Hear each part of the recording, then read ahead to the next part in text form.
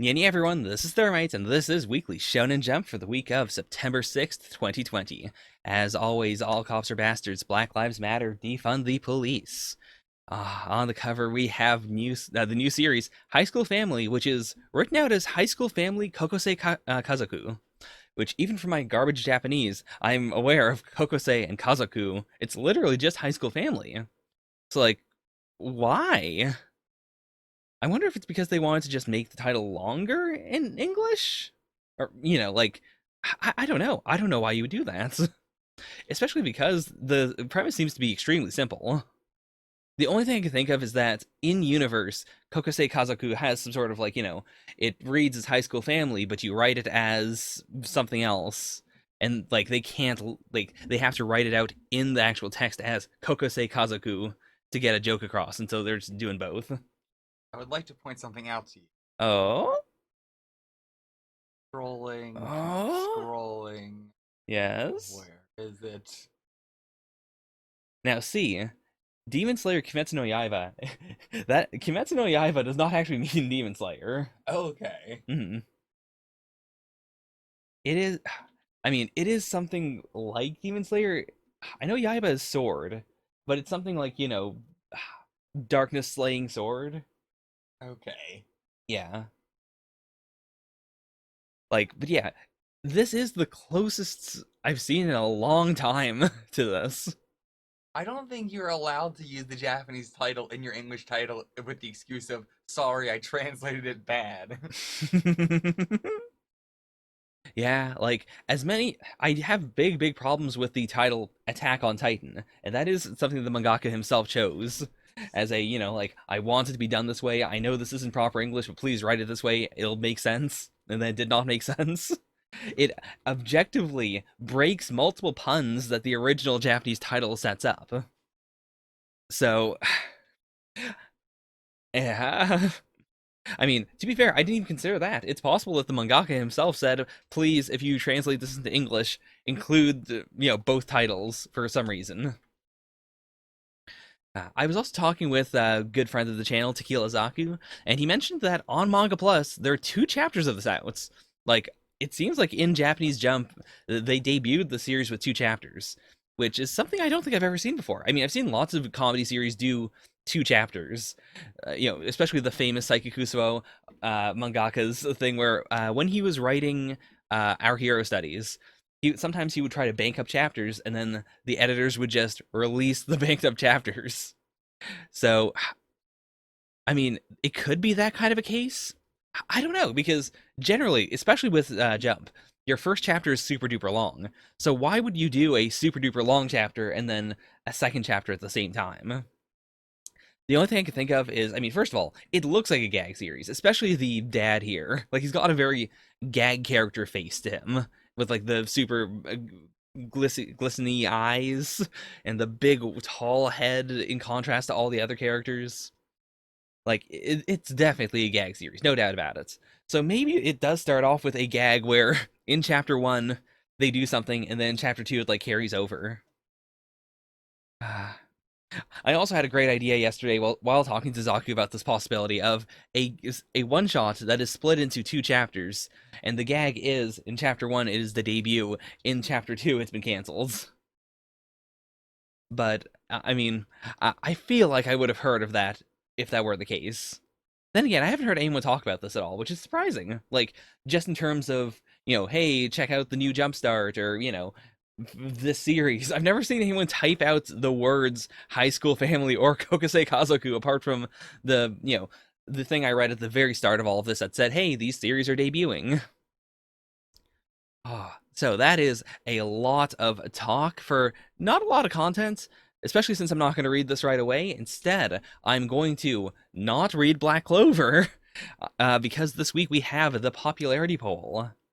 All right, I finally managed to figure out how to open up a new WordPad. Uh, so what am I doing with this? I guess I'll list my top five. I feel no real. I don't think a top 10 is very good most of the time. Like in terms of something like an actual poll, sure, because you have the actual hard data, you can just put up as many as you want. But for someone's personal opinions, I really don't care after the first three, really. But I can extend it to the top five because, sometimes it's very difficult to do a top three. So, who are my top five Black Clover characters? And then I guess after that, I'll say who I think is actually in the top five in Japan. Like, hmm. As I've always said, Mm-hmm. it's top five, and then you just say 6 through 10. Doesn't matter the order of 6 through 10. Nobody ever cares about the order of through 10. Right. They just want to see if they got in your top 10. Ah. It's always a rule for top 10. Five are ordered. 6 through 10, nobody cares. They just care if they're there. Of course. So, I mean, I feel like for Black Clover, my answers are going to be pretty pedestrian. Like, my favorite character in the series right now is Asta, so Asta, very surprising. Generally, I'm not the kind of person who ranks the main character number one in most series. Not because I don't like the main character, but usually because I get too used to the main character and then I start focusing on other characters. And I go like, oh, that person doesn't show up quite as much, or they don't have quite as much characterization, but there's X thing or Y thing about them that I find really compelling. But I think Black Clover is actually very good as a like rounded piece of fiction. There's a lot of focus on other characters, and so I don't really get worn out on Asta. And when we do get focus on him, it hits me a lot harder. Like in the last couple of chapters, when he was like breaking down crying, it hit me really hard. Not because he's usually so upbeat, and because we do see that his upbeatness is not a result of him just being dumb. It is a result of him actively trying to be, trying to be peppy, trying to like do good things for people, and like he is relentlessly positive, and he is the kind of person who 100% believes he can do anything if he pushes himself. So seeing him hit a wall that is objectively impossible to clear, and then breaking down and thinking that maybe Yami's dead, it was great. So number two, number three, Noelle. I mean, I feel like that's the easiest top three. Asta's great because he's Asta.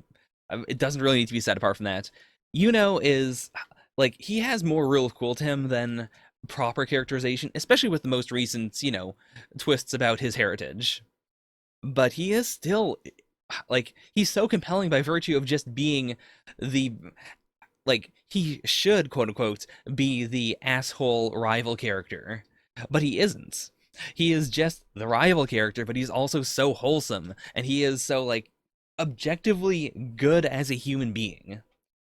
It's such a simple twist upon the general idea of, the super strong pretty boy who has everything handed to him, except he's not a jerk, and he is legitimately like I do feel like he deserves to be the Wizard King. I think he would be a better Wizard King than Asta. Asta has the heart, but has everything else. Noelle, of course, has way more characterization than either of them. Like, she has had an actual arc in which she has gone from being, the outcast of her family who can't do anything right to a powerful, capable person who has inherited, the unique power of her mother, who is now fighting to avenge, the curse of her family. There's so much to her that I think is so cool. And I also do think that, her fighting style is so interesting for how not overpowered it is. Like, there is a lot of raw power to it, but there's also more finesse to it. I find her so compelling. And I do really like that, she is a female main character in a trio of characters who is a character and keeps up with the main characters in terms of actual, like, being relevant and being interesting and doing stuff. Not in a power level situation, which I think is fine. Like, the duality of the series is Asta and like constantly switching up their gap as to who is actually the strongest, and they are absurd monsters of strength. So I think Noelle lagging behind but still being, extremely important all the time is great. It's perfect. After that, honestly, Nero. I I guess I'll say Nero slash Sekra, because she goes by Nero right now, right? I can never fully tell, but yeah, I do want to respect that she is using this name now. Nero is just really cool. I mean, I generally am not a big fan of characters whose struggle are like, I've spent 500 years on an alien planet, or, I've been sealed away for this amount of time, or I've gone through this struggle for hundreds of years. Like, it becomes impossible to really relate to that. And what I like about Nero is that her struggle is not something like we're not forced to think of that struggle as a like main factor in why she hurts so much. The things that we focus on, her relationship to the first Wizard King, her, current relationship to the Black Bulls, her being an outcast and having the Veg, and learning how to embrace her stealing, unsealing powers, and, like, to treat them not as just a horrible curse, but as something extremely important, valuable. And, like, the fact that that isn't a, like, going from I hate this to I love this, like so many characters. The fact that she already did that with the Wizard King.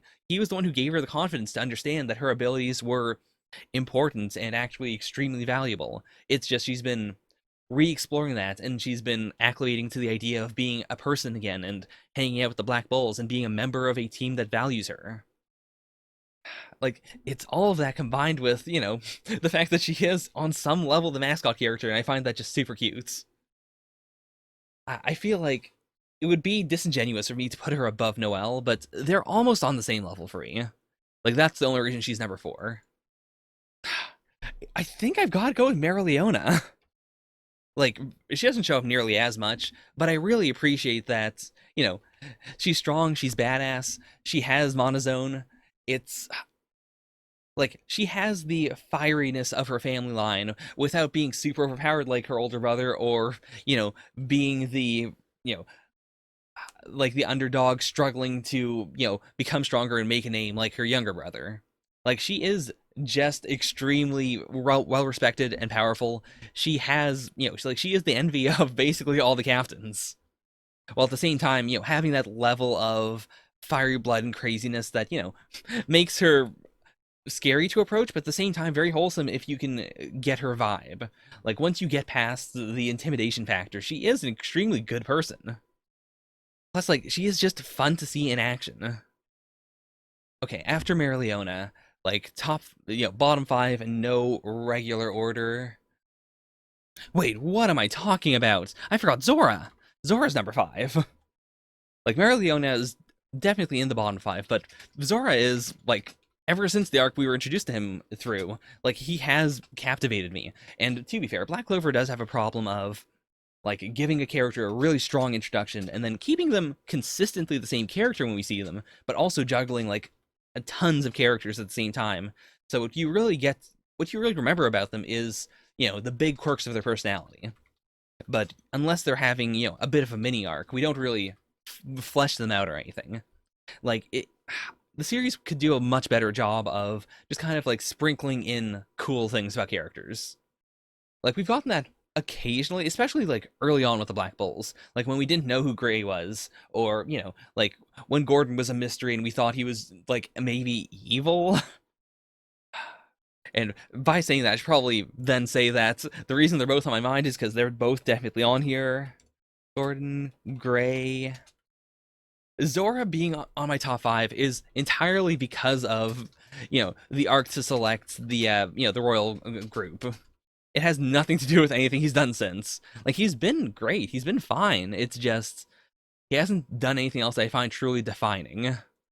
So Marileona, Gordon, Gray. Would Yami make my top 10? I do like him a lot, but at the same time, I would struggle to say that... yeah, I can't put him in the bottom 5. Like, as much as he's cool as a character, like, I'm upset that he's gone because it makes the Asta upset, because it makes the Black Bulls upset. I can empathize with them, and through them, I can feel bad for this character. But I myself am not, super worried by, the lack of Yami in the series, like, from a meta perspective. He's not my favorites. And a big part of that really comes down to his fighting style. I do not like how straightforward it is. It's very Zoro-esque. It's very, like, he cuts the thing. And it's cool, but at the same time, like, it's too straightforward. Even, his, like, thrust attack he has now is cool, but it's also so, like, you do it, neither the person's dead or they're not. I mean, I guess Vanessa's there because I really liked the Witch arc. I really like Rouge as a concept, so... And then, oh boy, who's the scientist girl from, the villain side of things? I do think of her a lot as a, as a character design and as a character that I really like whenever she shows up, but the fact that I don't remember her name is concerning. Sally, that was it. I can't believe. I mean, to be fair, Sally is not a super distinctive name. Now, let's see how this actually stacks up at all. I do.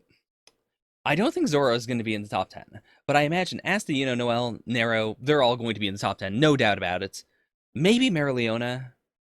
And yeah, I feel like my bottom five are mostly like, picks that are cool that some people would definitely say, like, oh yeah, I really like that person, or I like them, the Black Bulls. But I highly doubt that. Hmm, like, maybe. Like, I know a lot of Japanese fans actually really like Vanessa. And maybe Gray because she's been getting more focus over time, but yeah. I also will say right now, I do think it's going to be at least 50% girls, 50% boys. Like, leaning more towards girls than boys on the top 10. Black Clover's been very good about, female characters that are really cool. Now, that's enough of speculation. Let's actually... Oh yeah, I opened tabs for this sort of thing. I forgot about that. Black Clover, chapter 263, popularity poll results. Ah, yeah, I probably should have said, when I was talking about Yami, that though I personally would not put him in my top 10, I imagined, yeah, of course, the Japanese crowd would put him in the top 10. Charlotte is number 3, really? Boy, it is insane to see Asta at number 1, Yuno at number 4, and there's like a 3,000 vote gap between them. I mean, I guess it's closer to a 2,000 vote gap, but still. Man, Yami and Charlotte really soaked up the votes. Like, everyone else is so low compared to the top 4. I mean, I guess top 5, yeah, like, no else, like, that's respectable. Sekra is, of course, 6th. See, I thought she was going by Nero now, but it's... I mean, I guess that is her full name, but does she go by Sekra Swallowtail? How did Ghosh get in here at all?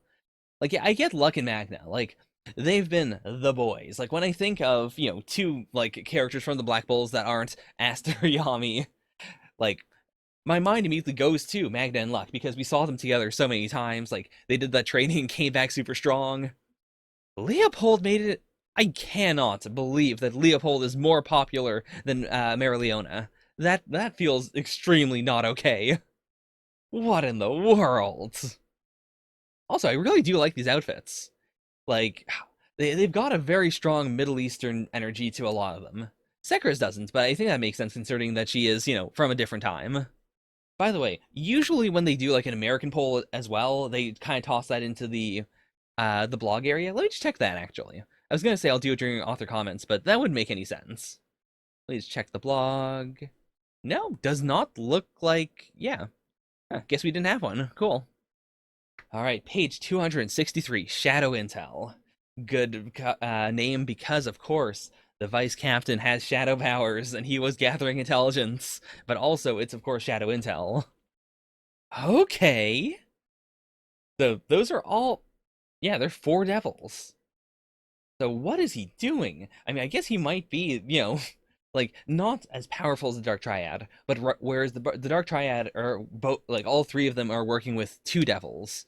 I guess he has like 4 very weak devils, and so he can he can keep them all under wraps, and he can have like individual contracts with all of them. Maybe this also really makes me wonder, like, are we going to do a thing where, uh, I thought this was going to be a he has a contract with the devil, Ass has a contract with the devil, and because of that, they're the only 2 who are going to be super effective. But this really gives me vibes of Bleach, and of the possibility of him just handing out devil contracts to the captains, like not temporarily, because if you do a contract, you do get a veg, so they would have to commit to like having this contract. But I could see that being the thing we're doing here, like just powering up the the captains of the Clover Kingdom with devils, and then in part like making it less stigmatized to use devil power. Okay, so even Julius did not know he was a devil host. Also, by the way, I'll have to relook at his grimoire, but he's been in the Spade Kingdom, but his grimoire is definitely a Diamond Kingdom grimoire, right? Huh. And Jack recognizes him, like, of all people. But your magic was... Hmm. So, of course, this was pre-Veg. Oh, actually. Is it possible, then, that... I mean, first of all, these are, like, white Black Bulls, insignia things. Is it possible that Like we still don't really know how the relationship between a person and the grimoire is. But is it possible then that his grimoire was destroyed and then he went to the Diamond Kingdom, got a different one, and then from there went to the Spade Kingdom? Because that would explain why it is that he is, like an entrenched member of the Black Bulls, why he would. I mean, it's also possible that he is just a resident of the Diamond Kingdom who is loyal to Yami. I wouldn't have half of these questions if he had a Spade Kingdom grimoire. Like, the fact that it's a Diamond Kingdom grimoire specifically is what's really messing with me. Yeah, I guess I'll leave it at a, like, he got a second grimoire, whether it is because, you can get a different one if you're in a different kingdom, or if it's something where, like, he made a double contract, and through that contract, he got a grimoire. Okay. 7 days, the advent of Kiploft will begin. 7 levels, 7 gates will open gradually. So, this isn't a, alright, gotta go right now.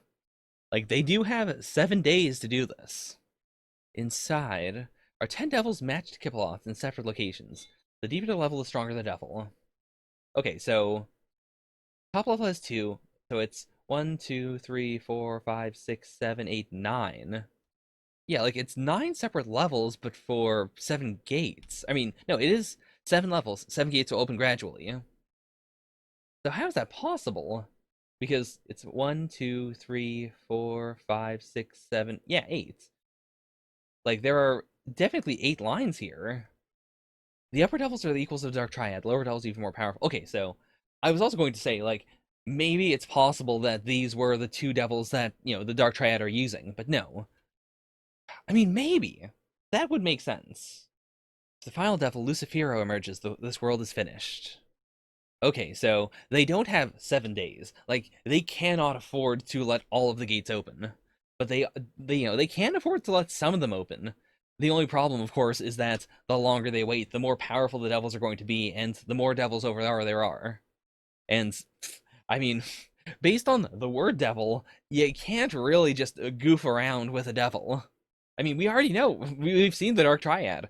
These guys are equivalent to the Dark Triad's devils, and we've never seen their full power. We've only seen, percentages of each devil's power, and they've been so unbelievably powerful. So, I guess it's the opposite. Like, they, I'm sure they're going to say they have time to train, but it doesn't feel like they can. Like, with every day that they would train, they would have to get unbelievably more powerful, like orders of magnitude more powerful to then deal with the extra demons that have come out. I mean, I get, unless there's a mechanic where if you close one of these gates once more, then the devil that should be trapped behind it is immediately sent back. Because then that would shift it from you gotta fight all these demons to you just need to close the gates once they've been opened. And I am very curious to see how he learned this. Like, I do imagine it's probably not a, like, he probably didn't infiltrate the Dark Triad, but rather he probably learned this from the devils he's, friends with. And I am really interested to see, like, I mean, from all the evidence we've been shown thus far, they don't really care. Like, they just want to open the gates of Kiflot and release these demons because they want to. Like, they have this lust for power, and they just, they want to do it. So, if we just leave it at that, I'm completely fine. If there is some deeper meaning to it, though, I'd be interested in that as well. I could also definitely see it, like, sort of a split where we could have a flashback where we see that they started, like, they summoned their first demon for completely valid reasons. Like, they summoned Megicula because their country was oppressed. And then after that, they become more and more corrupt. But if we see a flashback that shows that, yeah, from the very start, they just didn't care, I'd be fine with that as well. Even if God and the devils forgive them, I never will. I mean, yeah, fair. Like, not just because he's a devil host, but specifically because he has anti-magic. Like, presumably, no matter how powerful the enemy is, if you have an equivalent amount of anti-magic, you're good. Or even then, like, it doesn't have to be equivalent, because we know anti-magic can just bounce things as well. Like, it is such a good hard counter to overwhelming strength. Okay, 3 days from now, the gates of the Underworld will open. Before it does, we'll retake Yami and Vengeance and destroy the Tree of Kifaloth. Wait, okay, so... Okay. Now, I might be misunderstanding it, but let me know if I'm completely misreading it. I think what he's saying then is, for the next 3 days, they're going to prepare to sacrifice Yami and Vengeance. From this point on, like, when I first read this, I thought it meant from this point on, like, as of this exact moment, over 7 days, the Advent will begin. But I think what he's saying is that 3 days from now they'll start opening the gates. Like they need 3 days to prepare the ceremony and create, the tree of Kifalots, and then after that, like the first gate will start opening, which would also make sense as a like we have 3 days before the gate starts opening, and then once it starts opening, we still have multiple days. Like it isn't an all or nothing as soon as it starts opening. Like there is still time for them to beat back the main characters, for the two demons at the very top to get out. Like we can't have the balance shift while at the same time like not having all be lost just because the villains start winning. Ah, such a fast chapter. Now, made up of those with the potential to defeat a devil. Of the characters we've seen thus far, I'm imagining Gray for sure because like we've been focusing so hard on Gray's magic. That could be a much later thing, but I think a big part of it is going to be this idea of like Gray can fundamentally change things. So maybe she can like shapeshift devils or shapeshift the power out of them or something like that. Likewise, Jack's magic that just that just gets better and better at cutting whatever it is he wants to cut is good at everything. So of course he would be good at fighting devils. I mean, it's not here, but I imagine like anyone who has one of the four spirits would be tapped to do this. And then yeah, I guess you would just toss in all the captains because they're extremely powerful. Like even if they're not specifically meant to take out a devil, like you'd rather have them than anyone else. All right, so I really hope we do an actual training arc for a little bit. Like because it's Black Clover, I know we're not going to spend like a full volume on training. So I'm excited to see what we do get. I want like some actual logical progression for Asta's abilities, while at the same time not invalidating like the big leaps he's made thus far. I also do think it would be really cool if he, like, up until now, all the swords he's been using have been swords that, were important before he got them. And then, he just infuses them with anti-magic. But I think it would be extremely cool if, he infuses Yami's katana with anti-magic and he names it himself and he, like, if, like, as a result of his training, he gains a new ability he can imbue into a sword and then he imbues it into the katana. I think that'd be super dope. Oh, he could also even do Yami's like thrust attack, but with anti-magic. That'd be pretty cool. Ah, all right, that is Black Clover. No real ranking yet, but we'll see. By the way, I'm temporarily putting off We Never Learned until we get to Sensei's arc. Like, Kaminami is still my favorite girl, but all of these final arcs have been a little rough. Can't lie about it. And Kaminami's has not been what I really wanted from it. Like, I was really hoping it would be a big upswing, but it's been pretty neutral, pretty, like, what I predict, or what everyone else predicted. I was hoping for something a bit more. I didn't get it, so just gonna leave it as is for now. And when we get to Sensei, I'll bring it back. If Sensei's arc also doesn't feel like something I really want to do on the channel, then I'm gonna drop it again. But I am reading it consistently. Like, I am reading the chapters week to week. It's just whether I want to put them on the channel or not is up for question. Anyways, let's read.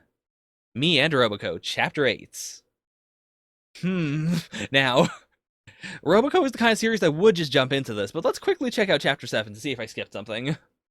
Nah, this is the chapter I remember. Okay, just wanted to make sure. So, it seems like we are finally tapping into, the tiny bits of foreshadowing we've seen thus far, showing that Roboco is probably a military robot, definitely has the big arm laser, definitely is not a normal order maid. And this is so goofy that, yeah, it definitely feels like the series is not going to go into an actual serious arc, but rather it's playing with the idea of a more, a serious backstory. Dr. Marcus is pretty reasonable. Ultimate Weapon Roboco, I challenge you for that title. Okay, so she does clearly know what's going on. Wait a sec, if I take down these guys right here, I might end up revealing my secret past to my master. Oh boy, what did this panty say? Oh, smash. Does that count as a My Hero reference? Oh. Also, between this one and... Yeah, like, these two feel, like, generic, but at the same time, like, the eye lines especially feel very Toriyama-esque. And this design also feels, like, very inspired by Toriyama, like, monster design in general. I mean, to be fair, I guess if you're doing a gag series and you want to do designs that look dangerous, like the fusion of a gag and actual shonen really is just Toriyama. Like it is what he does. So I guess like if you're looking up things that feel like that, you would eventually just end up doing like emulating a bit of his design. Is this entire chapter just going to be her beating down more and more people who want her title? The ultimate weapon, who after leaving behind countless legends of her exploits, suddenly vanished. Steal a Roboco. Oh my god, she just tore him apart. Now, I genuinely can't tell whether Bondo is actually not picking up that she is a dangerous robot. I mean, I'm pretty sure he's indicated that multiple times in the past. But I don't know if he's just playing along or if he genuinely doesn't get it. The legendary weapon of destruction who ended all war in a single day, Roboco the Apocalypse.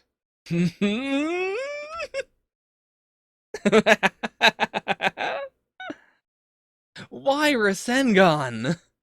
Okay, it's true. I used to have the nickname Weapon. I mean, to be fair, she could be lying, or she could genuinely not realize that the reason they called her a weapon is because she ended all war and was a powerful weapon. Like a reverse curse technique. Also, boy, Monica is so. Again, I don't know if she's playing dumb or if she is legitimately this absolutely oblivious. I mean, I guess she could relate based on, having a deep, dark backstory that she doesn't like to talk about. Okay, that is actually a really good final joke. I'm very surprised that worked out in English. But alright, not my favorite chapter. I got a couple giggles out of it, but it really did not have a whole lot to it.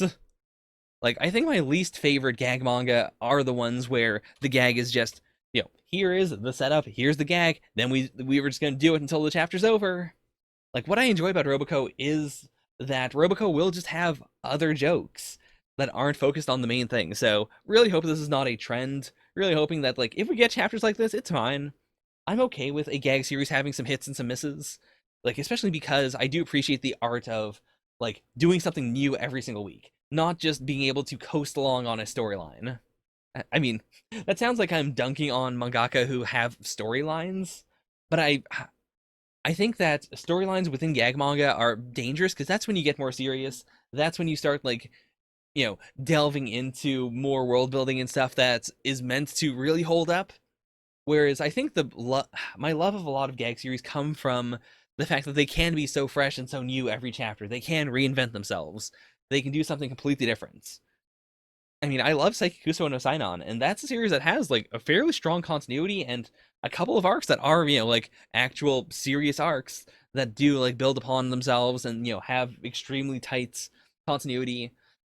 They're not inherently wrong. It's just I've also read a lot of gag series that do that and then do really badly as a result. So we'll see how Roboco does. So far, it seems like it's just toying with the idea and, laughing it off.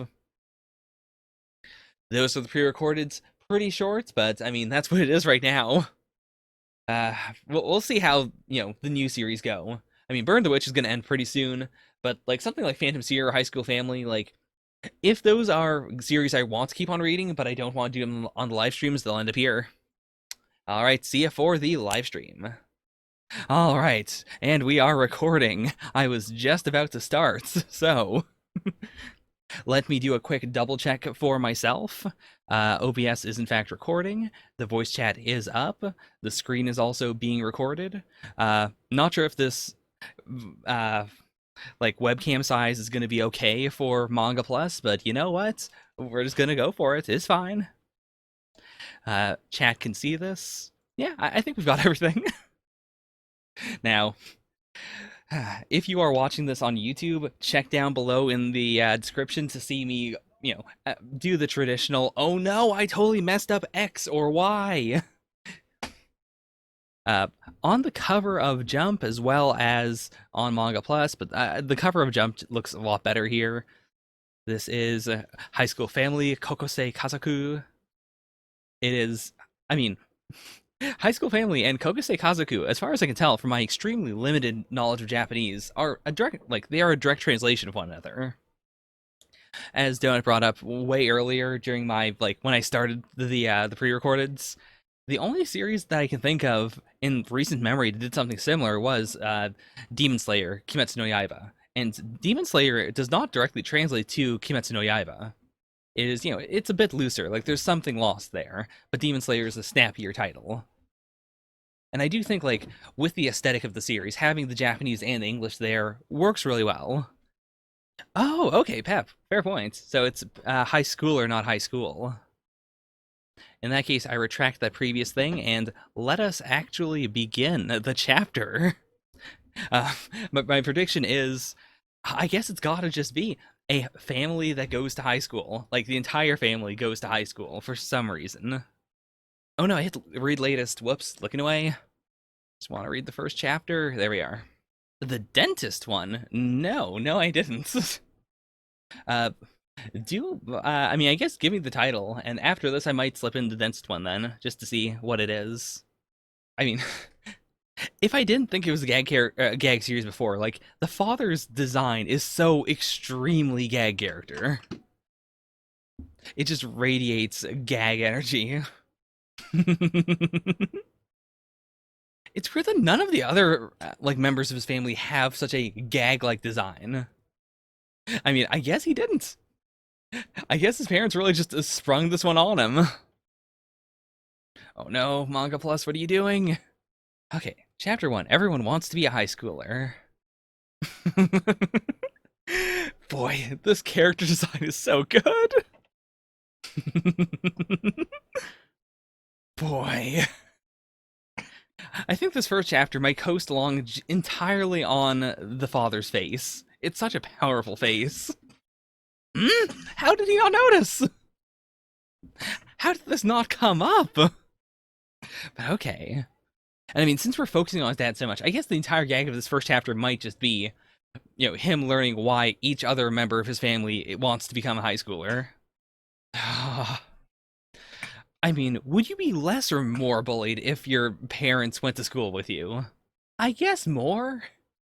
Because, I mean, it depends on the parents. This man does not seem like the kind of person who would be a cool guy. Okay, so we're doing the hard cut from, isn't it insane that your father's in high school too? Isn't it insane that your little sister's going to high school? Aw, yeah. Wait, are we implying that this isn't a situation where the rest of the family knew they were all going? Is his dad actually surprised that she's going as well? How did this happen? Does Japan not have accelerated placements? I guess that makes sense, actually. Considering how regimented Japanese society tends to be, and, especially with high schools. I guess it would make sense that they wouldn't do the, in Canada and America, and I imagine in a lot of other places, the concept of accelerated placements is there, where if you do really well, you can just, skip grades. Oh, he quit his job to go to high school? How's his family going to survive? This isn't a university situation where sometimes, you can get paid to go to university. Or, have a, take out a loan and then live off of that for a bit. This is high school. We can't turn back now. Nothing will stop us from going to high school. Oh my god, okay. It's almost certainly there on the cover, right? Yeah, I didn't notice because the cat's, uniform is blending into the mom's. But oh my god. Now, how do we explain this? It is rough being a cat lover and reading Shonen Jump. None of the cats in Jump are good. Such a cursed cat. It really does get uglier the longer you look at him.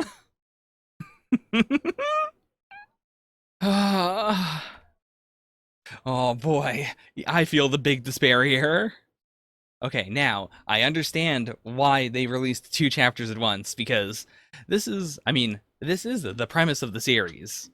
And it was funny for a bit. I had some giggles, but I'd be very shaky, so let's move directly to the second chapter. How does this play out? Also, I am legitimately very surprised that this is 2 chapters and not, a very long first chapter. Because functionally, there shouldn't really be a difference, right?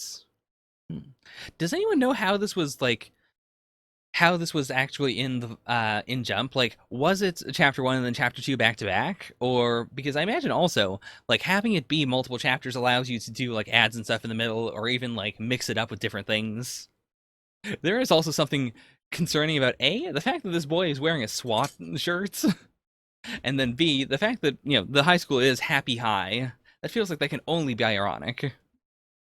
The mom also did not, like, in the first chapter, she didn't really seem like she wanted to go. I mean, she was blushing a little bit, so clearly she was enjoying it, but she was so much more low-key, whereas everyone else was so much more intense about wanting to go. I feel like this page is supposed to be funny, and I am looking at it, and, like, I think the problem is that it's not that weird for your parents to go to, to physically be at a high school. A gag like this would work really well in something like King or even like me and Roboco, actually. Like, specifically having this character design that should not be at high school at high school. I guess, what's supposed to give that off is the fact that they're wearing high school uniforms. But even that, like, I guess because I don't think of that as super weird, it doesn't feel wrong to me. Bravinto, try, like, going out and back in, maybe? I guess you can't actually hear me. Oops. But yeah, if anyone else is having sound problems, I can't really fix it. I guess I could stop and restart the stream. Yeah, there shouldn't be anything clearly incorrect here. Weird. Ah. By the way, it feels very bad to hear Haruka specifically, feel disappointed here, because of everyone here, she's the one where, like, it makes the most sense for her to be in high school. Like, if she is doing that well in school, then, why not take the opportunity? Whereas, like, his parents should be able to go to school at any point, right? Like, there's no reason why they would have to go to this specific school, or why they would have to go on his first year of school as well. Hmm. Okay, it does seem like Dad is actually, like, willing to fight if necessary. That does help a little bit. I mean, it's still horrifyingly embarrassing, but still. Ah, good point. This might be the only high school. Plus, to be fair, like, we don't know their circumstances. It's also possible that they've saved up so that, they can all go to high school and, pay the fee and all that. Because clearly, like, both the mom and the dad did not get into high school. Like, they both have a middle school education. So it would make sense if they've, just been working all this time to build up the money so that they could, do the entrance exams and then, like, live for 3 years while still going to school full time. Yeah, she's really intelligent. Why do you make her so intelligent? Oh no. I get why she would want to take pride in her family, but oh boy, I can feel the secondhand embarrassment. Because it also means that, you can't do the I don't know these people dynamic. Like, you can't even try to pretend that you're not a family. Our cat, Gomez. How in the world did the cat pass the exams? This is a really strong reversal, too, in the sense that, like, sure, they think that the family's weird, but at the same time, every member of the family besides Kotaro, like, has a story there. Like, they are interesting because they are going to high school here, whereas he is a complete normie, just normally going to high school. All right, so that was chapters 1 and 2 of High School Family Kokosei Kazoku. Now, I can't lie, it's gotta go to the bottom. It wasn't the worst thing I've read, but with 2 chapters, it really didn't give me a thing that I really adored. Ah, now, you don't remember, Novo, I do pre-recordeds. Allow me to paste the current ranking of the pre-recorded series. This is one of those rare instances where the top and the bottom are not the same. Yeah, no matter how I swing it, I cannot, in my right mind... Okay, chapter 1 versus chapter 2. Fair, fair. I will separate them. I will give it that, at the very least. So, separating the two. I mean, chapter 2 had... Huh. Let's do this for real. Like, I feel like chapter 1 was more rote. It was more like, okay, this is definitely the premise of the series. But I feel like chapter 2 had fewer gags. And both of them had kind of the same gag of, isn't it funny that these members of my family are going to school. Like, not in the sense of, hey, my dad has this really weird gag and my mom has this really weird gag, but just, isn't it funny that these adults and my baby sister and my cat are going to school?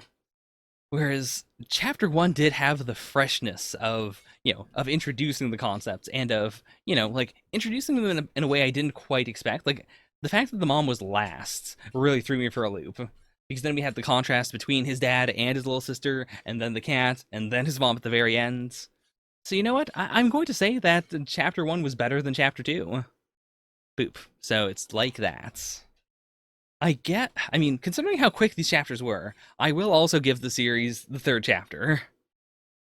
I mean, two of those gags are just the character existing. I mean, if you consider the mom's absence, that is kind of three of the gags are just the character existing, which isn't necessarily wrong. I mean, arguably, one of the main gags that Nendo from Psyche Kusou no Sainon has is existing. But at the same time, like there's so much packed into that character that he is, like he's funny for all sorts of different reasons. Like I guess the family also has the additional gag of being kind of oblivious and not really like they get that this is weird, but at the same time they don't fully get that it's weird or how mortifying it is. Yeah, I'll definitely read the third chapter for sure. And you know what? If next week they do two chapters again, I'll read both chapters as well. I want to give this series a fair shake because I feel like I'm very down on a lot of jump comedies, and I want to, I want to let them try and do what they want to do. But that is where we are at with that. And let's move over to the Viz Reader once more, because the Manga Plus reader scares me.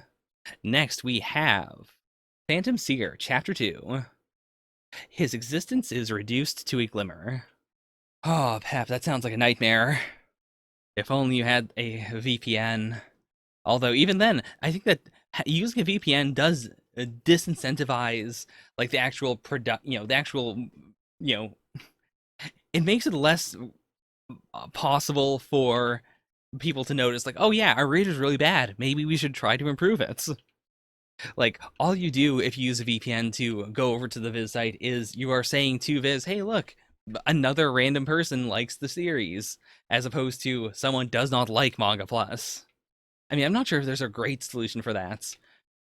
Because I guess if you use Manga Plus, you're also voting with your eyeballs and saying, yeah, I'm okay with this reader, even if you are not. Manga Plus is like, so viz.com/Shonen Jump is exclusive to just a couple of countries, whereas Manga Plus has all the series that it is supposed to be Jump Plus, but worldwide. So it has all of the free series that Viz.com has, plus a bunch of exclusives, like things that are only on Jump Plus in Japan. And it is, I believe, almost completely worldwide. You can't use it in Japan, China, or South Korea, I believe. But I would personally say the reader is worse. I've had more problems with it, but, check it out for yourself. It also does things that the Shonen Jump reader can't. Like, it does have a, vertical reader, for instance. Anyways, so I actually do like this color page. It's not super distinctive, but it does give me a strong summer energy. I actually just had summer ice cream. So, and this design is actually pretty cool. Like this end is the flower whose name I don't remember, but it is the flower that signifies death. But then the bottom of it is clearly a koi fish. Yeah, it's a cool design. And I guess this must be part of its tail looping all the way over here. Yeah, it's pretty cool. Well, that's disconcerting. Wait, is it that the seals keep him invisible? Either that, or maybe he has his own technique that keeps him invisible, so people don't bother him unless he intentionally wants to reveal himself. I will say, I'm definitely reading the series right now for his bigger sister. Like, I do like her near omnipotence. It is a good gag. And, she does have this powerful rule of cool that I really enjoy watching. I mean, I guess the problem is he can't be near anyone with a phone because she can seemingly just call him through any phone that is near him. Especially with that specific phrasing of, I want to get in touch with you, and it somehow happens. Like, she could just be joking. She could just be going like, it just kind of happens when she really, did something very elaborate to make it happen. But it's also possible that she has some sort of ability that's, like, an ability in which she just has to have a directed target, like, I want to communicate with my brother, and then just things fall into place so that it works out. I think, like, luck magic and coincidence magic and that sort of thing is super cool. And, like, she seems overpowered enough to have something on that level. The reaction images are pretty good. Gotta give it that. I mean, all the art in the series so far has been pretty solid. Okay, so this is something that's been plaguing her. So is she possessed by something, or is it something that is just targeting her, but it's locked to that door? I mean, sure, that's a fine motivation. Like, if you are the one, like, not the one bringing dangers to people, but if you just naturally attract danger, then there is the moral question of what is best. Like, do you lock yourself away in a room? Do you, like, run away from civilization? Or do you still live your life, but also, like, find someone else who is capable of fighting off these monsters for you? Like, what is the greater good? Yeah, like, I do think the most responsible thing would definitely be her teaming up with him, and then he has to fight anything that she attracts. I mean, it puts more of a burden on both of them, but at the same time, like, it's just part of her nature at this point. Like, you can't really circumvent it without getting rid of her, her spiritual energy. So mysterious. Oh, okay. So it called her just then, and then she doubled back and ran all the way back then? Oh, okay. Yeah, she did say, next thing I know. So I guess it must be possessing her on some level, right? I mean, I guess it could also be some sort of, like, hypnosis, or, like, an imprinted message that just forces her to go back there. But then why would she regain her memory, like, right before she goes near the door? Because clearly she's had the energy to, like, fight it off. I mean, I guess that's it then. Maybe it is that it can tell her, come to the door and then walk through, but it can't, force her to do something she truly doesn't want to do. So she's able to resist right when she gets to the door. Man, I gotta say, this is some real typical yokai series. I mean, okay, this is actually pretty interesting. That we've seen his most powerful move, or his, like, presumed to be strongest move, but he can't just pull that out all the time. So what's the plan here? Does he summon something smaller? Does he use his own, like, hand-to-hand abilities? Okay. Also, is that a wedding band? Oh no, those are eyes. Okay, that's not a bad face. Oh no, the cum has a very strong context. Ah, and of course, it's his typical brand of being super self-centered, but also because he is self-centered, and because he thinks other people should also be self-centered, he doesn't want them to just sacrifice themselves like that. Okay, what's he gonna do?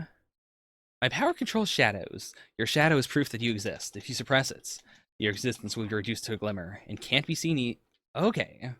So that's how he was able to make himself invisible, like, in the classroom. I mean, that's a little interesting. It's a bit different. I do like the art of him, like, this is a really cool look. Huh. I mean, is this going to be resolved with not a fight then?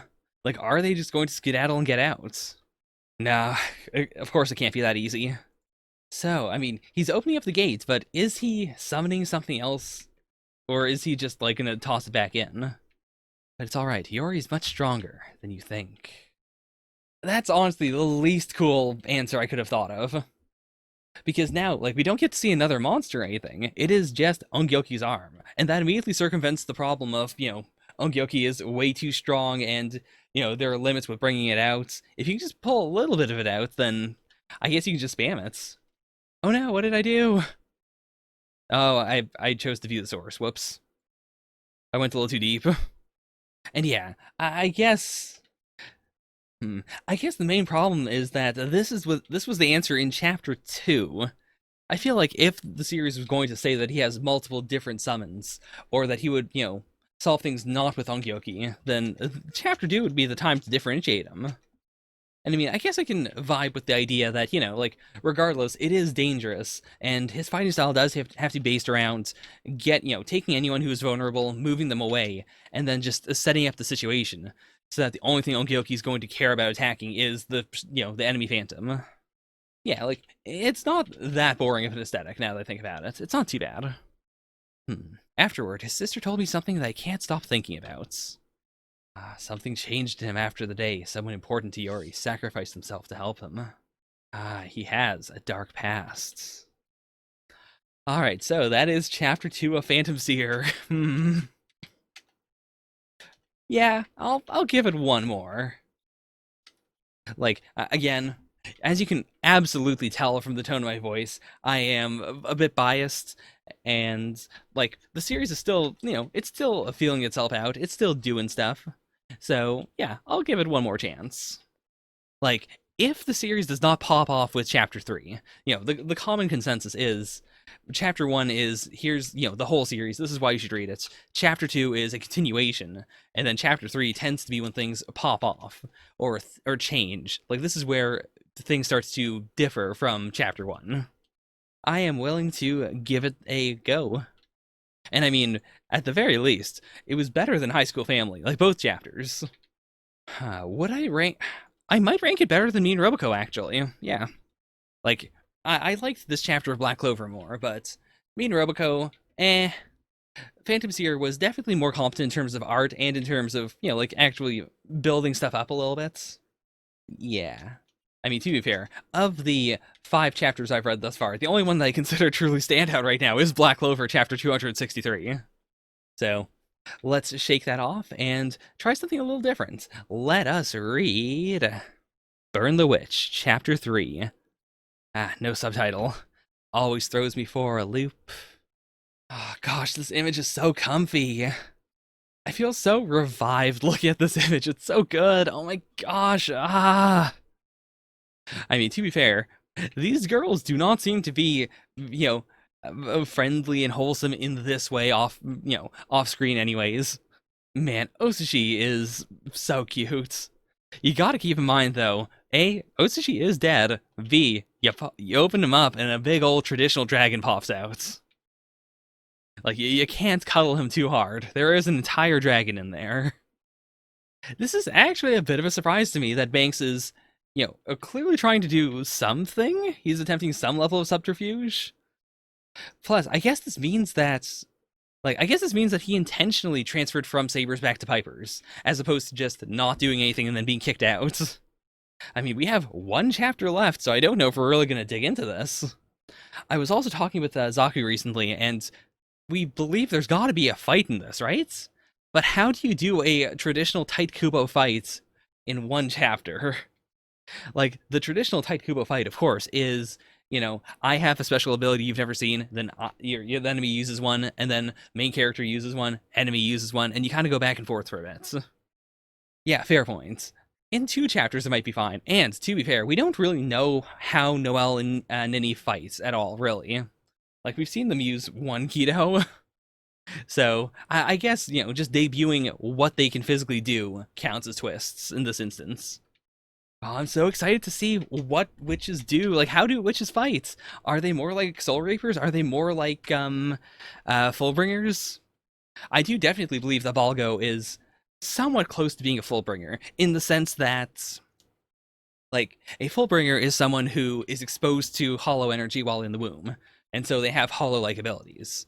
In the same way, someone who is dragonclad, as far as we can tell, seems to be someone who just is exposed to a dragon and they absorb dragon particles, which then makes them more dragony. Like, that seems like a very strong that seems like almost one-to-one what a Fullbringer is. Just, more direct, and you can do it without being born that way. Perhaps you caught wisdom of the crisis your subordinates are in. Okay. The elimination of Algo Parks was approved yesterday evening at 2200. I mean, yeah, Novo, as you know, in a yokai series, uh, like, the designated character who has spiritual energy or is tainted by dragon blood or whatever, the one who is a beacon for other monsters that will attack in a once-a-week fashion, needs to either be killed or be, extremely carefully monitored. So it makes sense that in Burn the Witch, they're going for just kill him. We gotta be going for the gag of she doesn't know who he is at all, right? Right? Yeah. Now, please, Kubo, be merciful to me. Let me see how Bruno fights. Let me see what the inks are. I mean, we know they're, based around magic circles and stuff, but we haven't seen any of those. I'm also 100% still on the train I was on last week of, I'm pretty sure he's here specifically because this is, the paper, like the paper in Reverse London. And as a member of the Inks, he probably has control over the paper, so he would want to protect it. Oh, and that does single him out. Good points. Now, does he believe this? Is this a setup? Or, is this a situation where he doesn't know if it's true or not and he just doesn't care? Okay, it seems like he just doesn't care. And as for the one who puts him down, their name will be remembered in reverse London for all eternity. Really? It feels like being dragonclad is something that would be much more common, honestly. Like, no matter how hard you try to keep people away from dragons, like, if they are relatively ubiquitous, like, and if witches and wizards do use them, there's always the danger of one wandering off and, accidentally touching a normal person, right? Like, is this such a momentous thing that to kill Balgo would mean being remembered forever?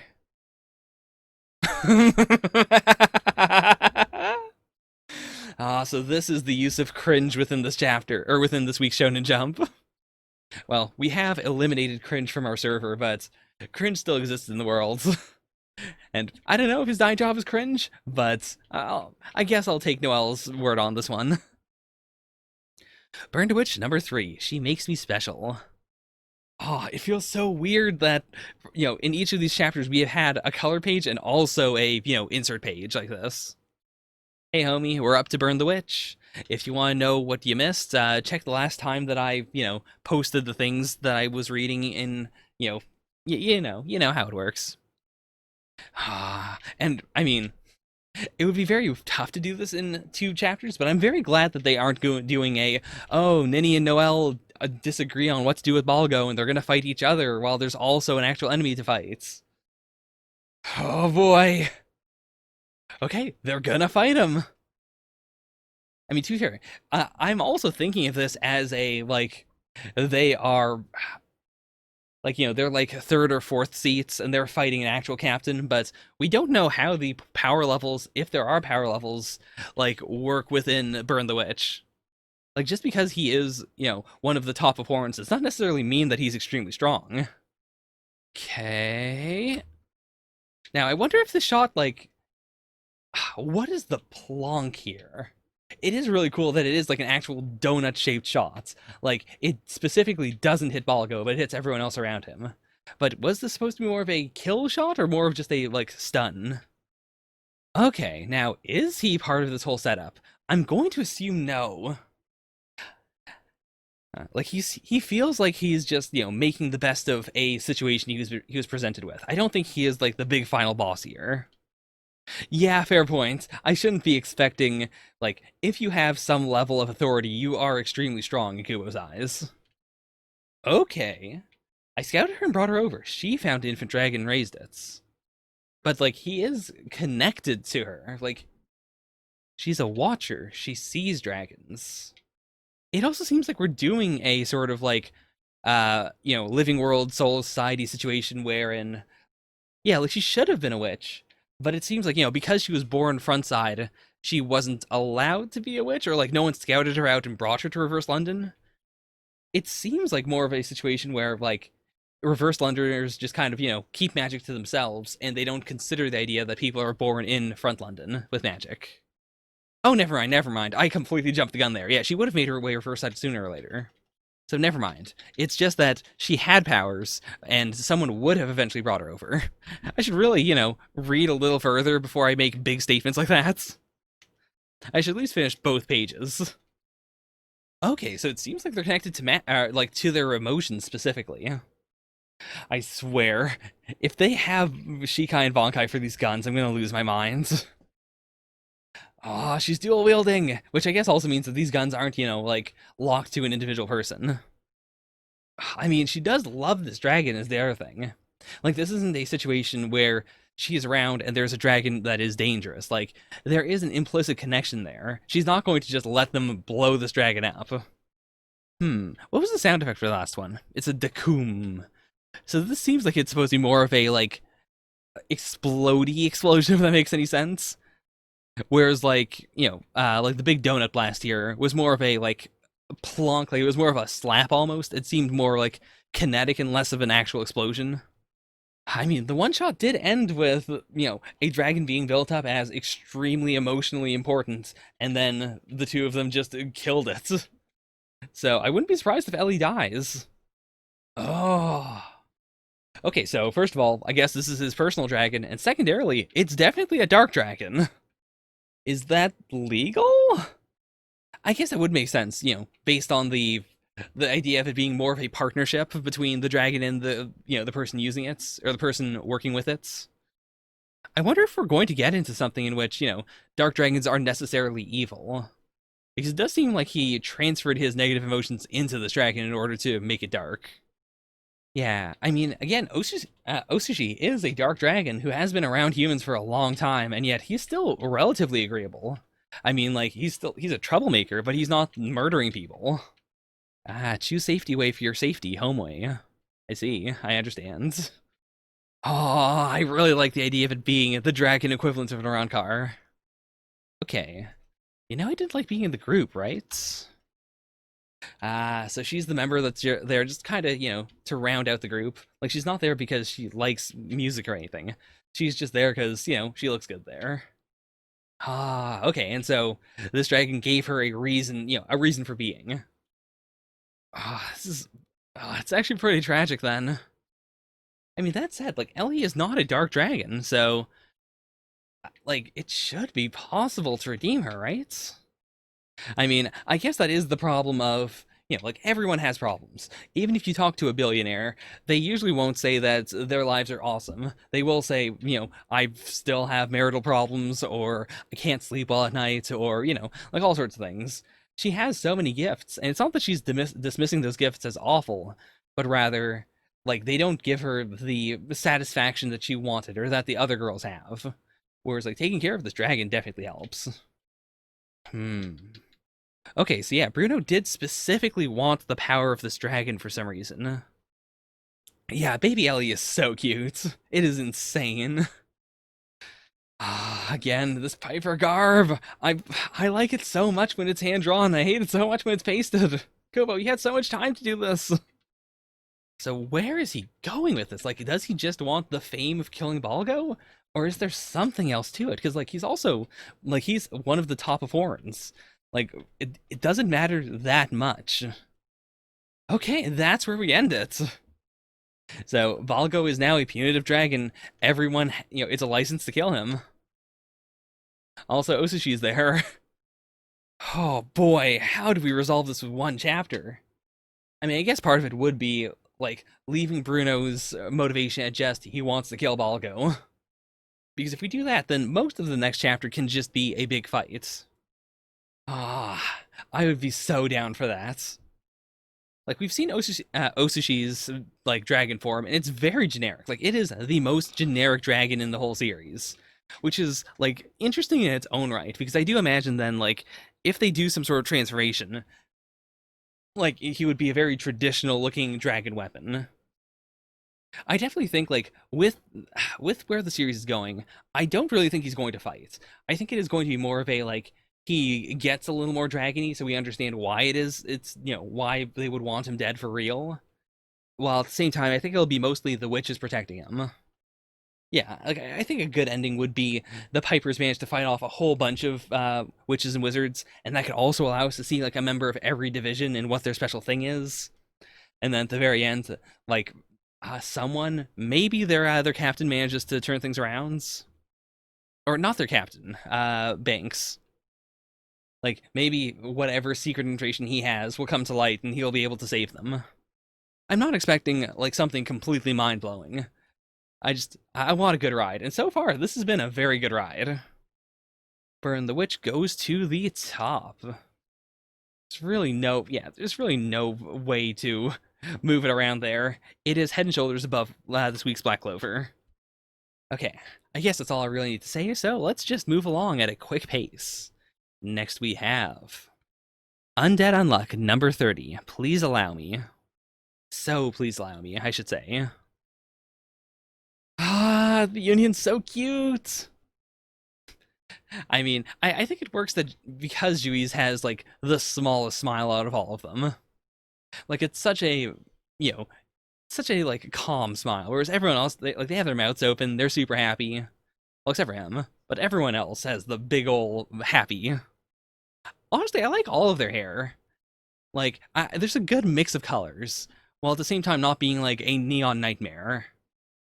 I do really want to see like his backstory, because especially like with the sucking on his thumb, it does give me very big like he is literally a baby vibes, which feels a little weird sometimes. I mean, the fact that Tatiana has something under the armor makes me feel like maybe Ishin's not going to have anything under the armor, or like he might be a skeleton or something.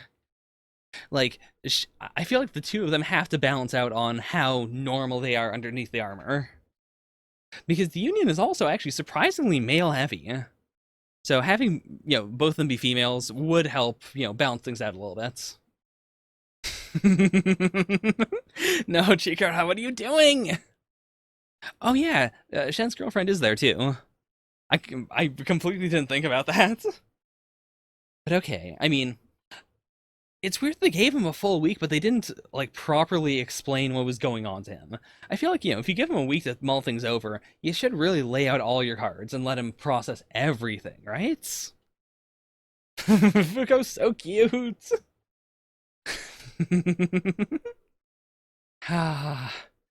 Fuko is surprisingly a weeb. I mean, to be fair, she did read yeah. I guess it's not that weird.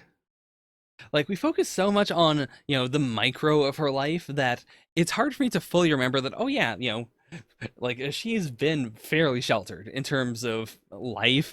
Like her abilities made it very tough for her to explore even normal-ish things. Okay, yeah, that's a good question. When does the world end? So if the quest proceeds as normal and we keep up losing streak, then April. If the next penalty we get hit with is the world ender, then January. Now what time is it now? I don't know if we were told a specific month. Oh boy, Chikara, where are you going with this one? I mean, that's a real big opener for the story. I killed my parents. Okay. Oof. So yeah, they've got like 3 months at the best, 5 or 6 months at the worst. I mean, the absolute best. I mean, oh boy. I really mixed that one up, didn't I? But yeah, like worst case scenario, they could be done in like 2 or 3 months. Best case scenario, of course, is they keep on winning forever. I wonder if that is like a part of their negation. Like if one of the like miniature rules is like you only awaken your ability in order to kill your parents, because that would apply with Fuko. Kind of applies. Yeah, it does apply with Tatiana. I wouldn't be surprised if that does come up eventually. Like especially because it is a manga trope, but at the same time, Undead Unluck is the kind of series where I could see it being an actual textual part of the series. Oh, that's a big isekai. It also does say a lot about Chikara that like he went through both decisions. Like he thought about, like did they want me to live on? Did they want me like were they trying to say it was okay if I killed myself? And through that he decided at the very end like of course they wouldn't want that. I'm their child. I imagine there's a lot of negators out there with much worse parents who would not come to that conclusion. The answer is obvious. They'd want me to live. Ah. I am so on board for him being a part of the Union right now. Like, there's not a ton that really sets him apart. Like, he's not super wacky or anything, but he's a decent character. And if he does join the Union, I do feel like he'll be in this limbo state where I imagine the mangaka is going to threaten him with death multiple times. Because if anyone could die and have it be, like, have it not really mess up anything while at the same time making it a big gut punch, it would be Chikara. Found a way outside of simply living to make my amends. So, okay, like, he freaked out just because, of course he would freak out in that situation, but he is stealing his resolve. He's gonna do it. Oh boy. I mean, yeah, if he's gonna move in with the Union, his friend right here is going to assume he was kidnapped here, right? Like, this is so suspicious. Especially Andy. Andy is the most suspicious human being on the planet. Good point, yeah. Man, Shirt is such a dork. This is such a good gag. Man, Fuko's been having a great time. This has been a chapter of just Fuko having a great time. Okay. I mean, oh yeah, yeah, they can just raise people's memories, right? So I guess they can have their cake and eat it too here. Like he could have his big dramatic disappearance, while at the same time not really like causing a national incident. Ah, if we manage to kill God, let's graduate, you and me, together. Okay, so they did tell Chikara about this. Like he does know that they can wipe his memory. That it's also such a strong way to characterize this kid. Like just to know that if he saw his best friend being kidnapped by people who clearly have supernatural abilities, he would still run down and try to save him. Oh, poor baby. Okay, so Fuko wants to learn how to fight, finally. And yeah, like, it feels more like an Uma than like an artifact or anything. If it was an artifact, I don't know if any mangaka could pull themselves away from just having it be, the Men in Black flashy thing. Okay, September 16th. So yeah, so they have not a whole lot of time. Okay, doing a bit of a time skip. Hope we get to see a little bit of the training though. Though I guess if we're doing like if we're skipping over it, I imagine it's going to be more of a One Piece-esque, like we're going to jump right into the next quest, and then on the quest we'll have flashbacks to the training, so we can see what Fuko learned how to do, what Chikara learned how to do. December 1st, 2020. We're doing it. We're going right in. Oh yeah, I'm really, really excited.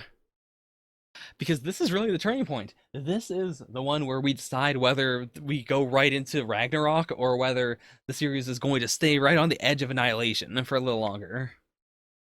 Could the next rule be coronavirus?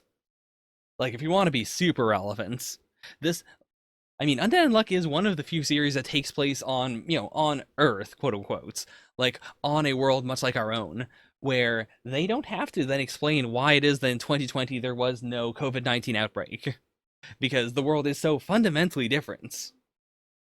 It could be Uma virus, which I think would look really cool because, of course, the coronavirus, or coronaviruses in general are named after the corona or the crown, in reference to the big pointy things coming out of them.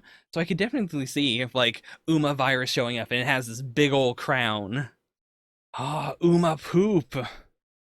If pooping doesn't exist, that would also explain why it is that when we went to the like during the whole zombie arc, why it is that the sewers seem to be relatively clean.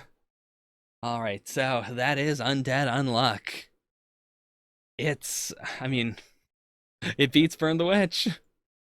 Burn the Witch has a strong aesthetic, but Undead Unluck really combines the great aesthetic with the great storytelling every single chapter, and it does manage to hop around on what kind of story it's telling. I mean, depending on the arc, sometimes if you're doing a big fight, you gotta keep doing a big fight. But even then, like even during big action arcs, like we have flashbacks that tell backstories and stuff. Like the series is very good at mixing things around, so I never have the same flavor on my tongue twice. For each chapter. Ooh, my anime is going to kill me. There's also, of course, the possibility that Ragnarok is not the destruction of the world, but instead, like, all the orbs flip around, and then Big Stone says, round two. Now, the world will really be destroyed if you fill up 100 more of these. There's a lot of possibilities. Yeah, Undead Luck, fantastic. This was a fantastic Chikara chapter, and I'm interested to see how how everyone bounces off of him now. Plus, because we did a time skip, do the other Union members like Andy and Fuko more as a result of all of this? I really want, I want next chapter to be the new quests, and then just a chunk of time where they all talk about the quests.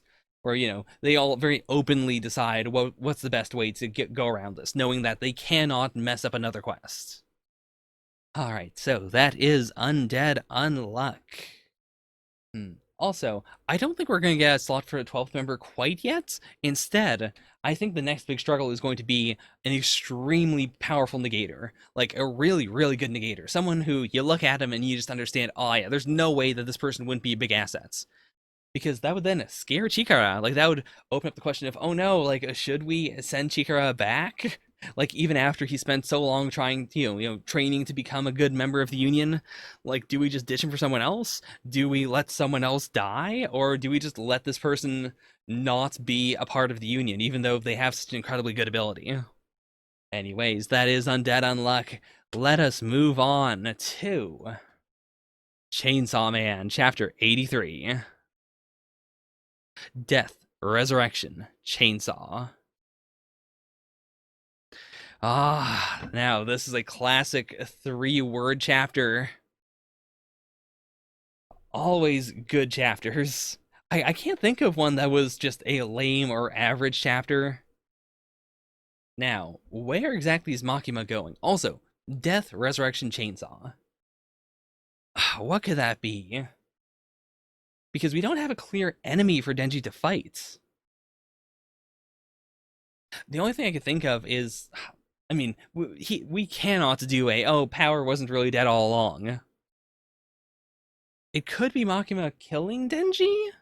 Like, now that she's decided that the contract is obsolete, maybe she'll try to kill him to get the chainsaw to revive in his place? I don't want to invalidate any of the deaths we've seen thus far. But at the same time, I don't know what else this could possibly be. Okay. For a minute there, I was like, oh, is this the resurrection part? But no, like, Beam is still decapitated. I guess we don't know if he's dead or not, but he's decapitated for sure. So is Violence. Then, yeah, that's got to be Power, right?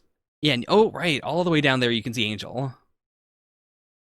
Seraphim, Beam, Galgali, Dominion, Virtue, Power, Princey, Angel. Yeah, I don't recall Galgali being a name of one of the angel ranks, though, right? Okay, Galgali's throne.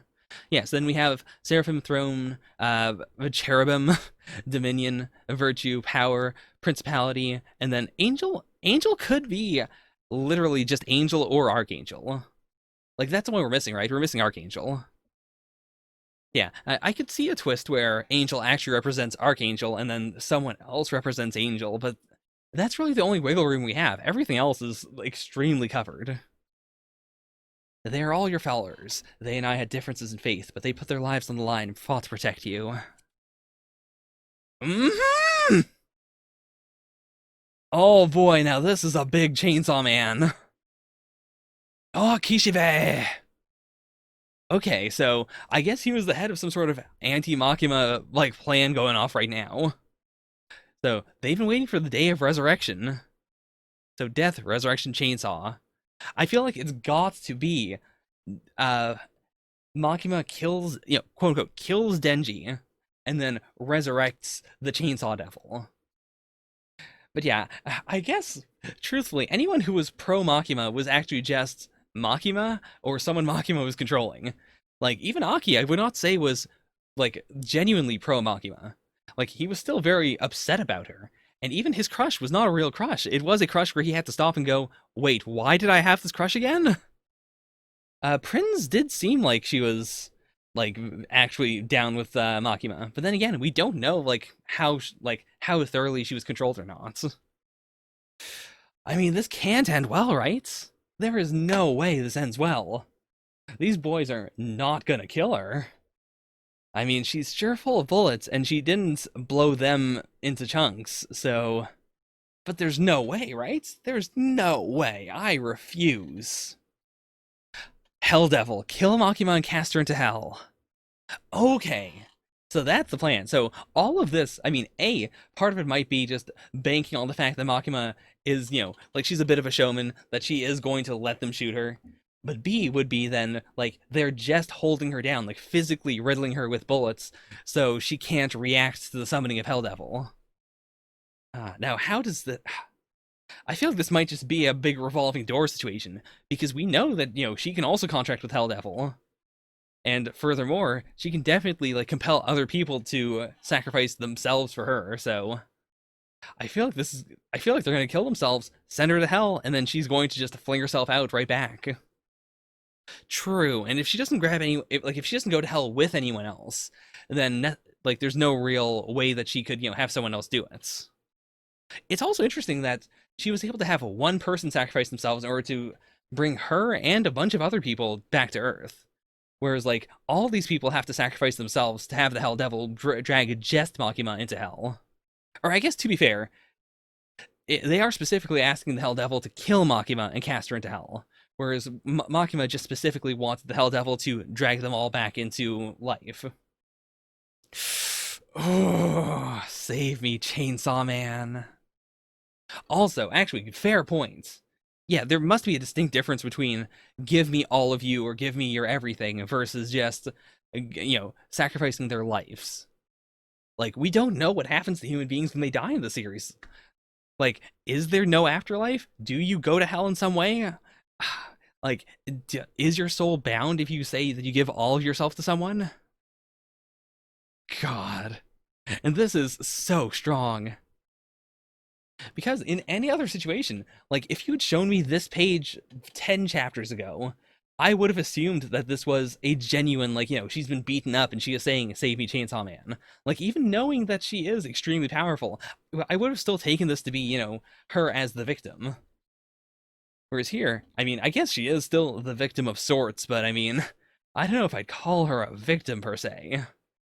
Oh boy. Hmm. What is going on here? Okay, so that's what the Hell Devil looks like.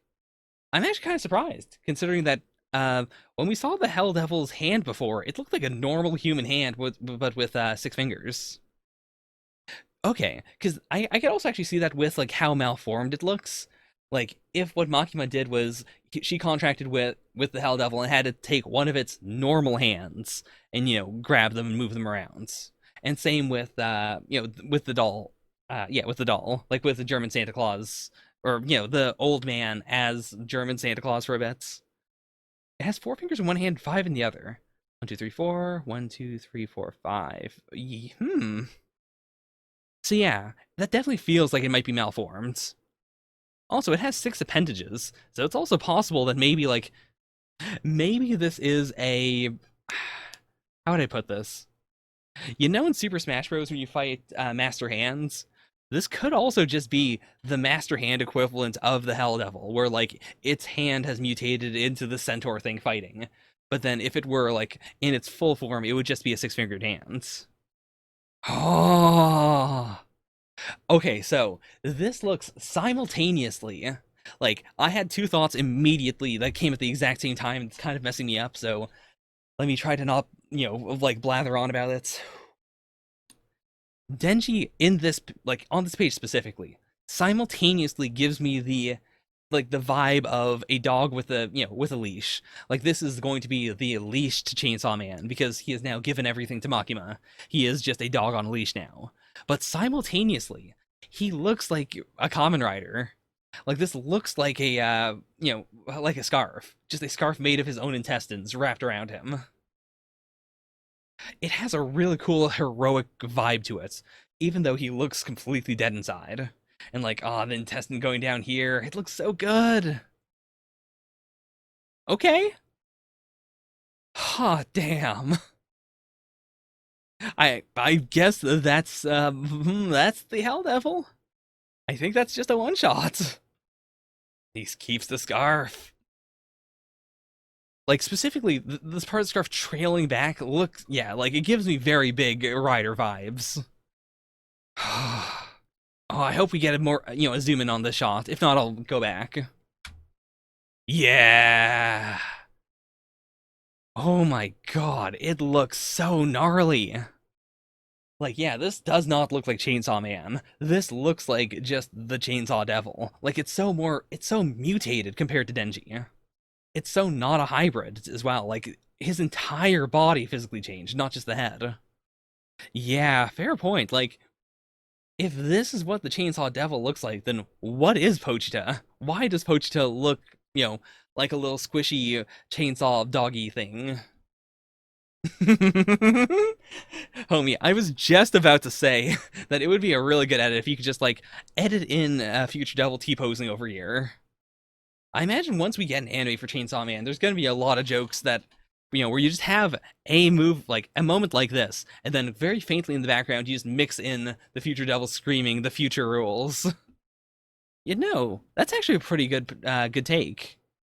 We think that the devils on Earth are pretty monstrous looking, but it's also possible they're very like suppressed, or that how do I put this?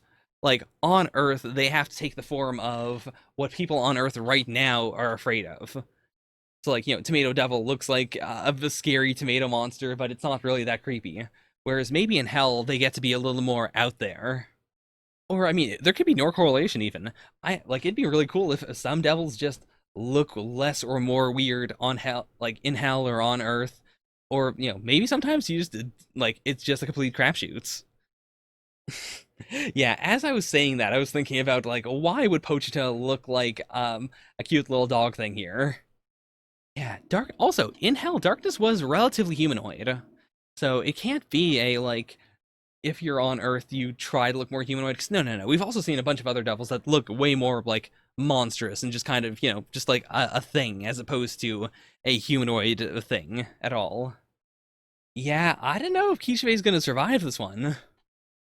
I mean, someone has to stand up to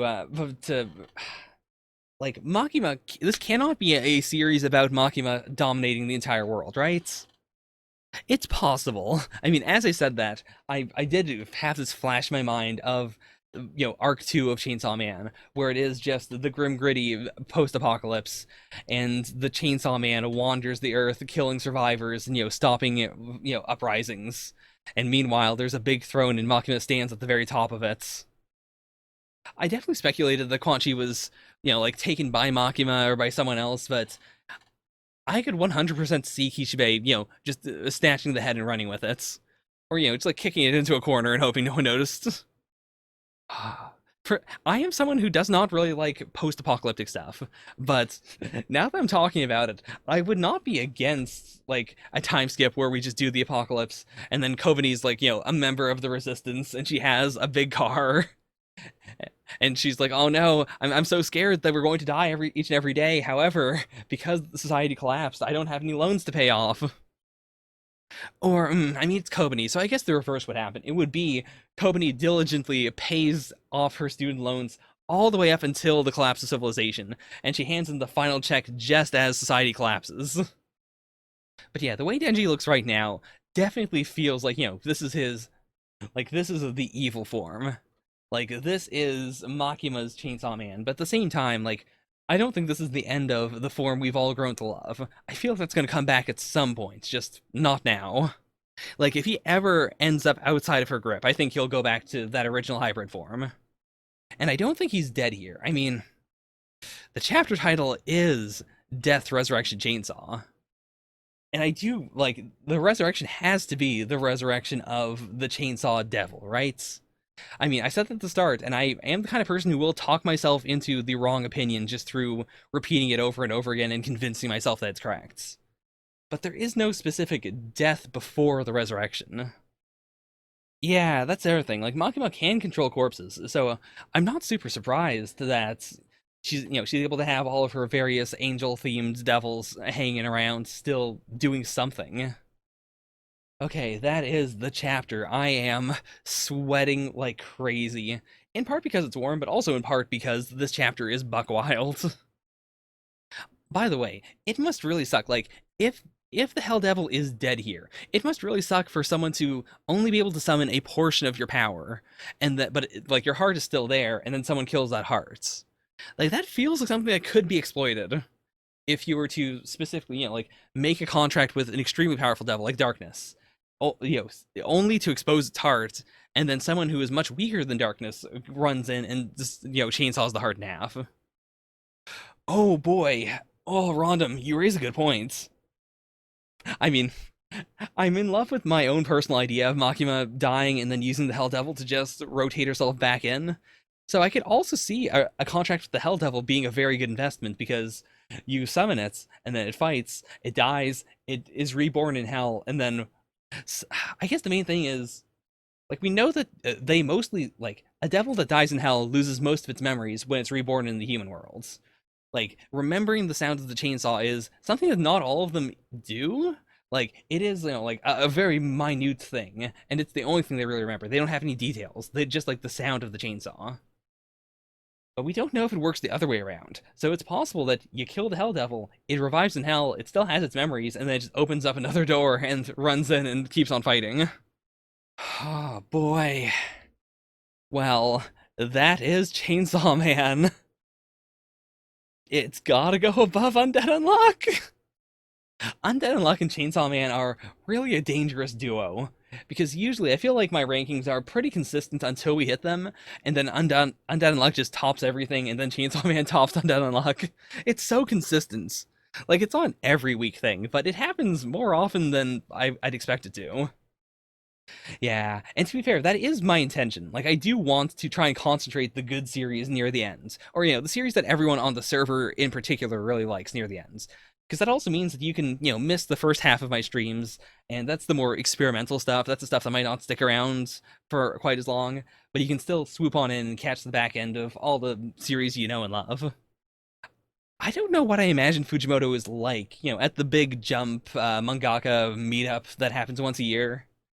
Like, he strikes me as someone who is probably very, like, normy in real life. Like, he probably doesn't do anything super wacky. But I imagine he's got a little crazy in his eyes every once in a while. Whereas, like, someone like Posca, for instance, from The Promised Neverland, like, Oda would mention how weird she was repeatedly in his author comments. Whereas no one's really talked about Fujimoto, which I'm kind of surprised about, actually. All right, well, we are digressing a little too much, so that is it for Chainsaw Man. Also, it is chapter 83, which is maybe my favorite number, because if you turn it sideways, it is definitely a googly eyes cat smiling. It's time to get stoned, boys! Next up, we've got Dr. Stone, chapter 164. Also, I could see that, actually.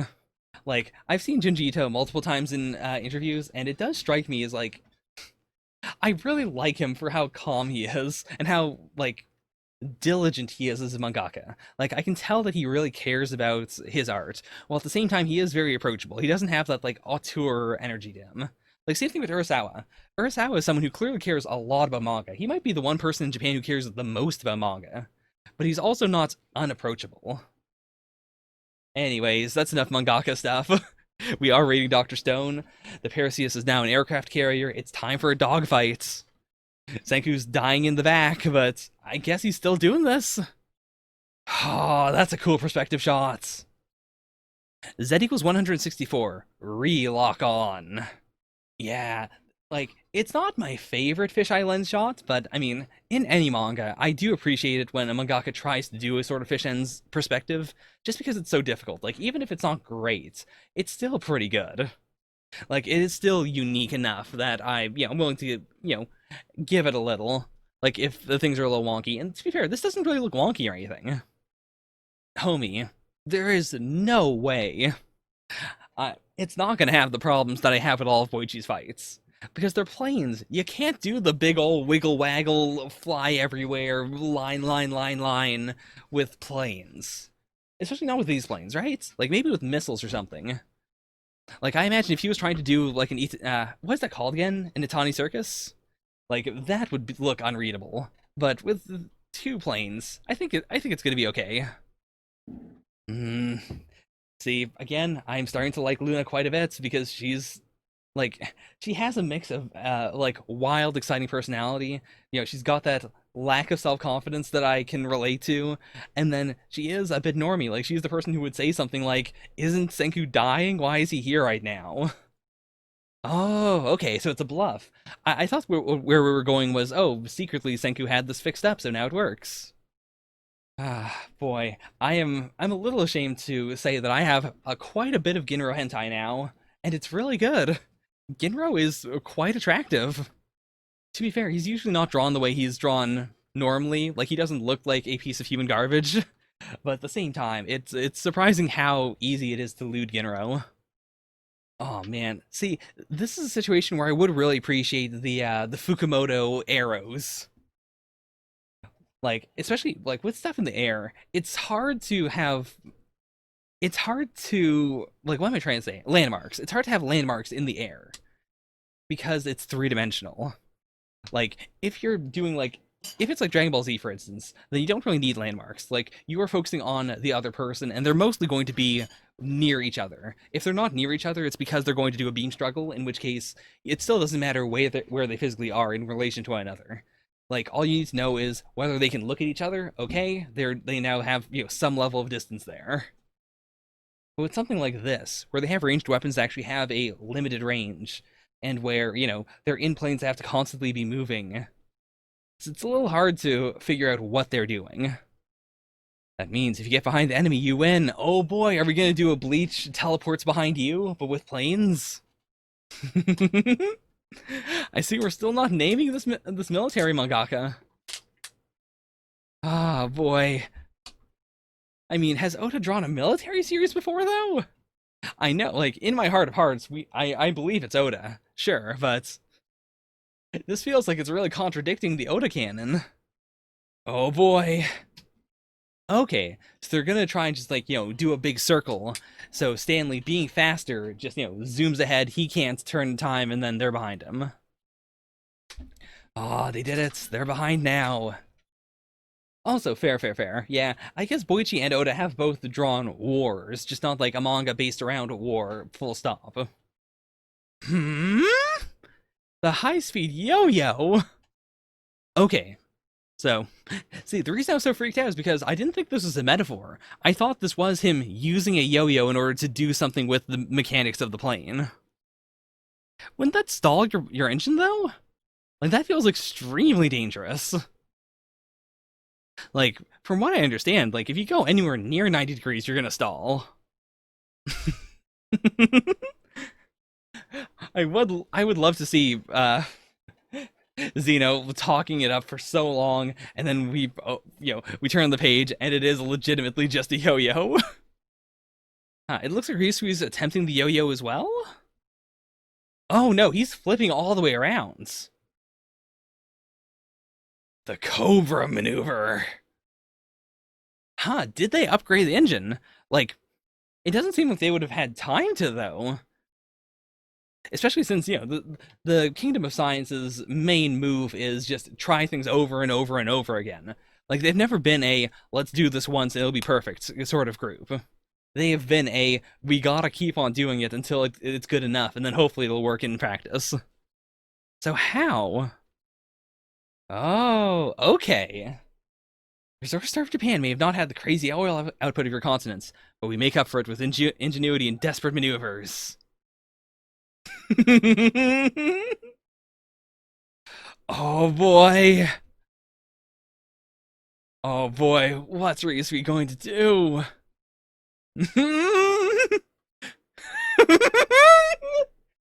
The panel, video games trained my right hand, is extremely powerful. That is what I call a real gamer line. Okay, here we go.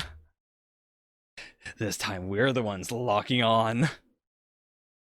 Now, this is how you write a tight Kubo fight within 19 pages. I hope he's taking notes. I know he has finished, I know he finished basically all of Burn the Witch before he started publishing Chapter 1.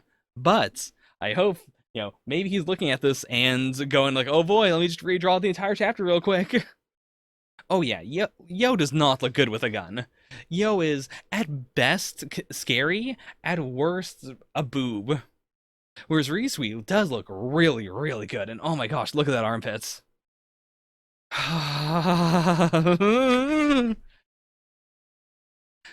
Now, the big question is, does this gun have the power to shoot Stanley, while they're moving with all this error? Does it have the accuracy? Does it have the firepower? I could still see a situation where the gun does not work and they have to do something else to ground Stanley.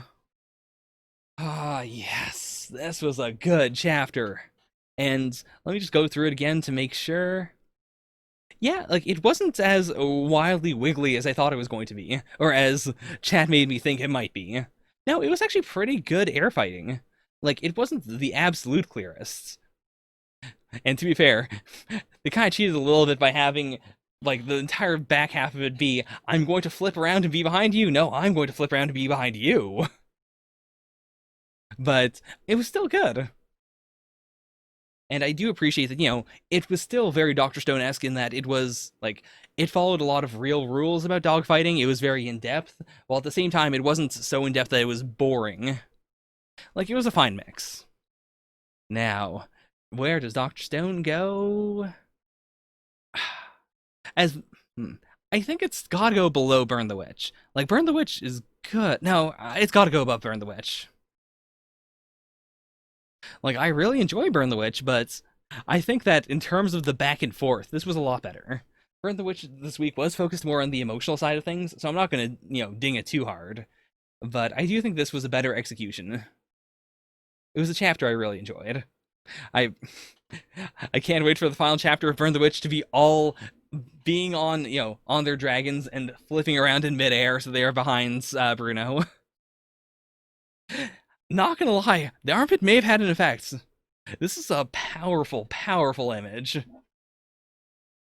Ah, Ryusui is a snack. Just gonna paste this right here, and let us move on to the final series of the week.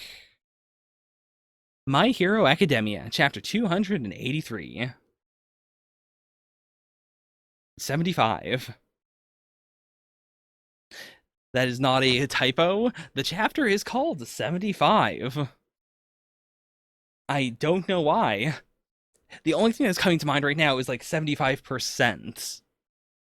But I don't know, I don't know why the phrase, we've already seen Deku use 100%, and like based on this cover, it seems like we're gonna focus most on the Gigantomachia side of things.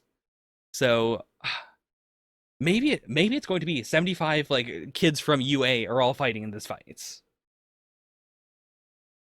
You guys are concerning me a little bit. We only survived because they didn't consider us worthy enemies. Oh boy, Gigantomachia! What an absolute beast! And yeah, it seems like the high grade heroine did not work out at all.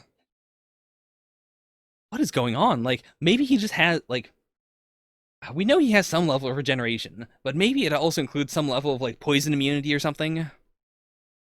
Like, maybe he got bigger. Also, maybe, like, he's using a quirk right now that changes the composition of his skin, let's say. And because his skin is fundamentally different, like, the blood going through it's either, like... I'm imagining something where, like, his physiology is so fundamentally different right now that, like, a bunch of the toxin is being, built up in his skin or something. So that way it's not getting into his bloodstream. And then maybe once he de-transforms, it'll kick in.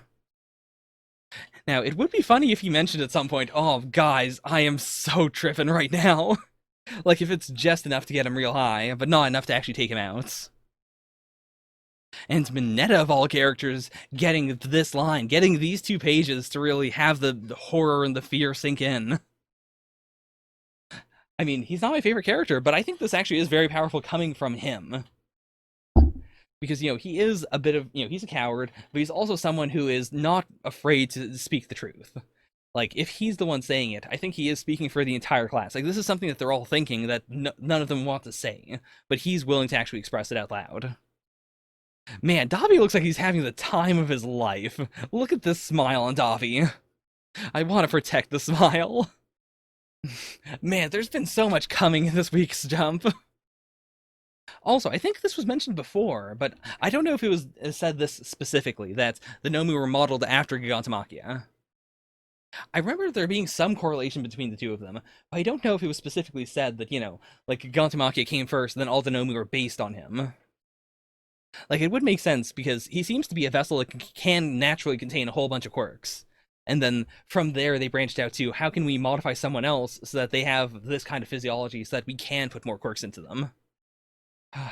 It's also a strong, like, it really sells the, the vibe of the villains are winning, the heroes are losing. To see not just one villain, but multiple villains just having a good time. Like, they're smiling, their eyes are wide. This is not a bad day for them. I mean, it's not the best day ever, but, they're enjoying life. This sparks joy in them. Do you think Shigaraki has nipples, or were they removed as part of the transformation? I'd be kind of scared using Aizawa's cloth to try and, like tourniquet his leg. Like, we don't know how that works. It's very possible, you might twist it around the wrong way and then it'll like tighten up super like a bunch and it'll like rip his arm off or something. Yeah. I mean, it is the best thing they have. It is better than trying to like rip off his uniform or something, but still. I can't believe Rocklock's been so prominent. I mean, in this mini group, but still. I really did think we were never going to see him again. Ah, oh, Deku's face is so good there.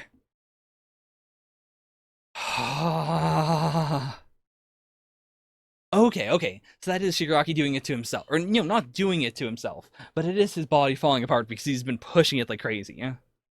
What's the date today? Huh. I guess that means they must have told him at some point, like, as he was going under.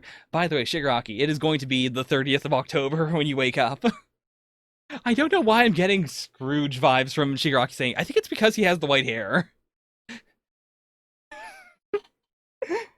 So stupid. I'm just imagining Shigaraki screaming, young boy, what day is it? It's Christmas Day, Shigaraki. But yeah, like, honestly, considering that it was stopped early, like 75%, I believe. Oh my god, that's it, right? That's why this is 75. Because he was stopped at like 75% completion. By the way, I do really like this look of concern on his face.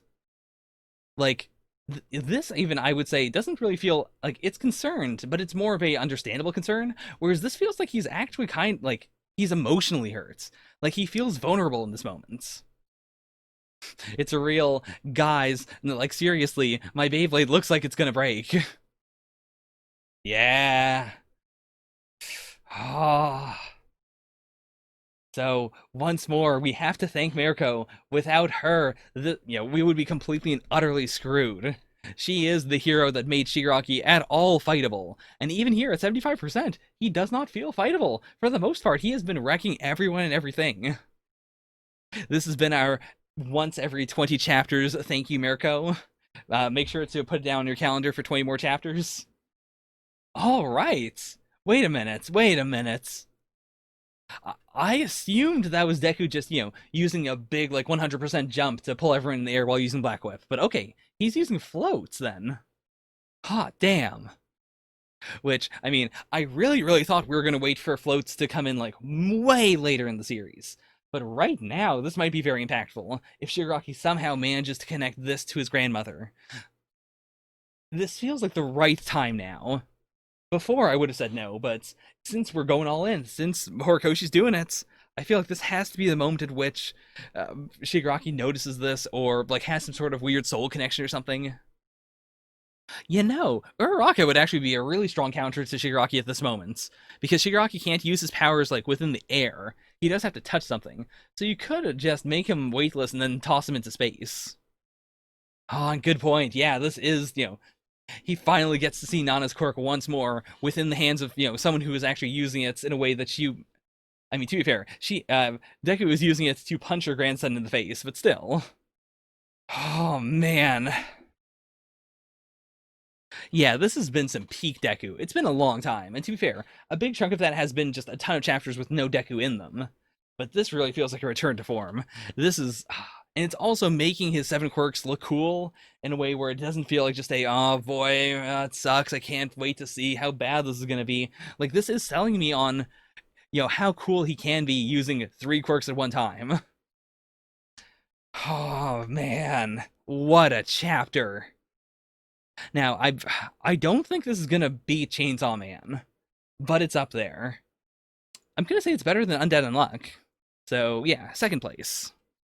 I think that is more than fair. Oh, next chapter hits September 18th.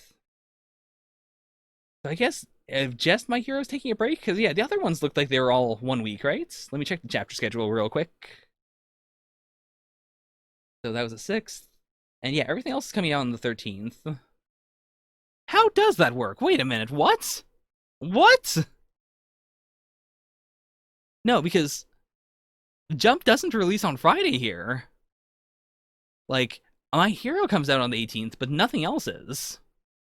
Like, usually, if Jump was taking a week off, then, Yeah, if Jump was taking a week off, then we would have everything else here. I mean, also, we wouldn't have all the others not here. It looks like My Hero is just not going to be in this issue, but then it will come out later somehow. The other series don't have a date for that week yet. Uh, huh. Look away for a sec, I guess. I'm just gonna pop into Ayakashi Triangle real quick and skip all the way to the end to look at the next. Yeah, next chapter hits September 13th. I don't know how that's physically possible. I mean, that's the thing though, Lamp. Like, I've never seen this happen before. Like, even with Viz being awful at updating things, like generally, at the very least, they will like if a series is going to come out at X time, they just automatically assume that okay, Jump's coming out next week, and then sometimes they'll have to change it because they're told no, that's not happening. Please change it so you're not lying to the audience. But I don't think I've ever seen a situation like this where they just delay one series in here or like change the date on one of them. Huh, I guess so. I guess it might just be that all of the others are also coming out on Friday. Like we're doing an early issue. Yeah. I guess I'll leave it at that.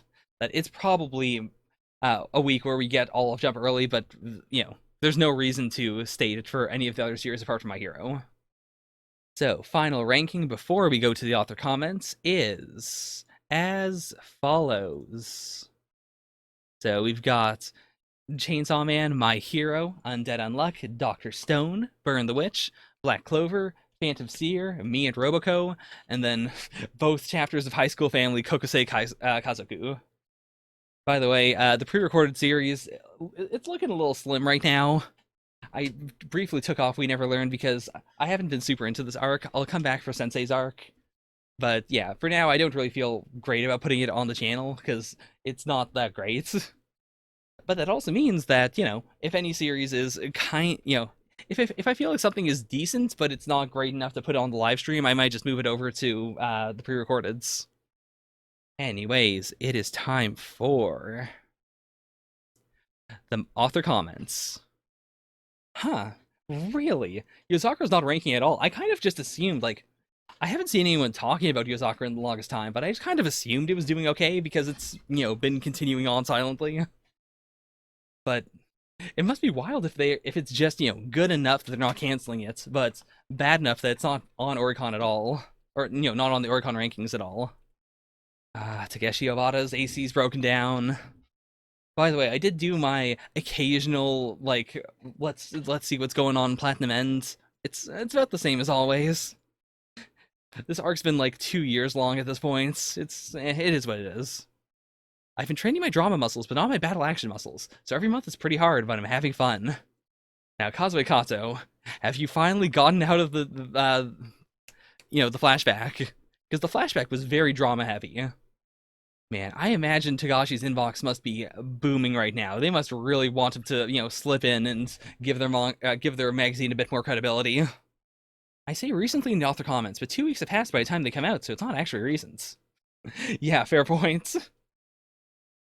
I guess it also means that, like, you really can't say anything that's super duper specific if you're doing a monthly series. Like, you gotta account for the time lag then. The Black Clover popularity poll was pretty good. It was not what I expected at all. I mean, check it out if you like Black Clover at all. It was alright. I was taking it easy because I had all the manuscripts done a year ago, but now I'm swamped with work for the graphic novel.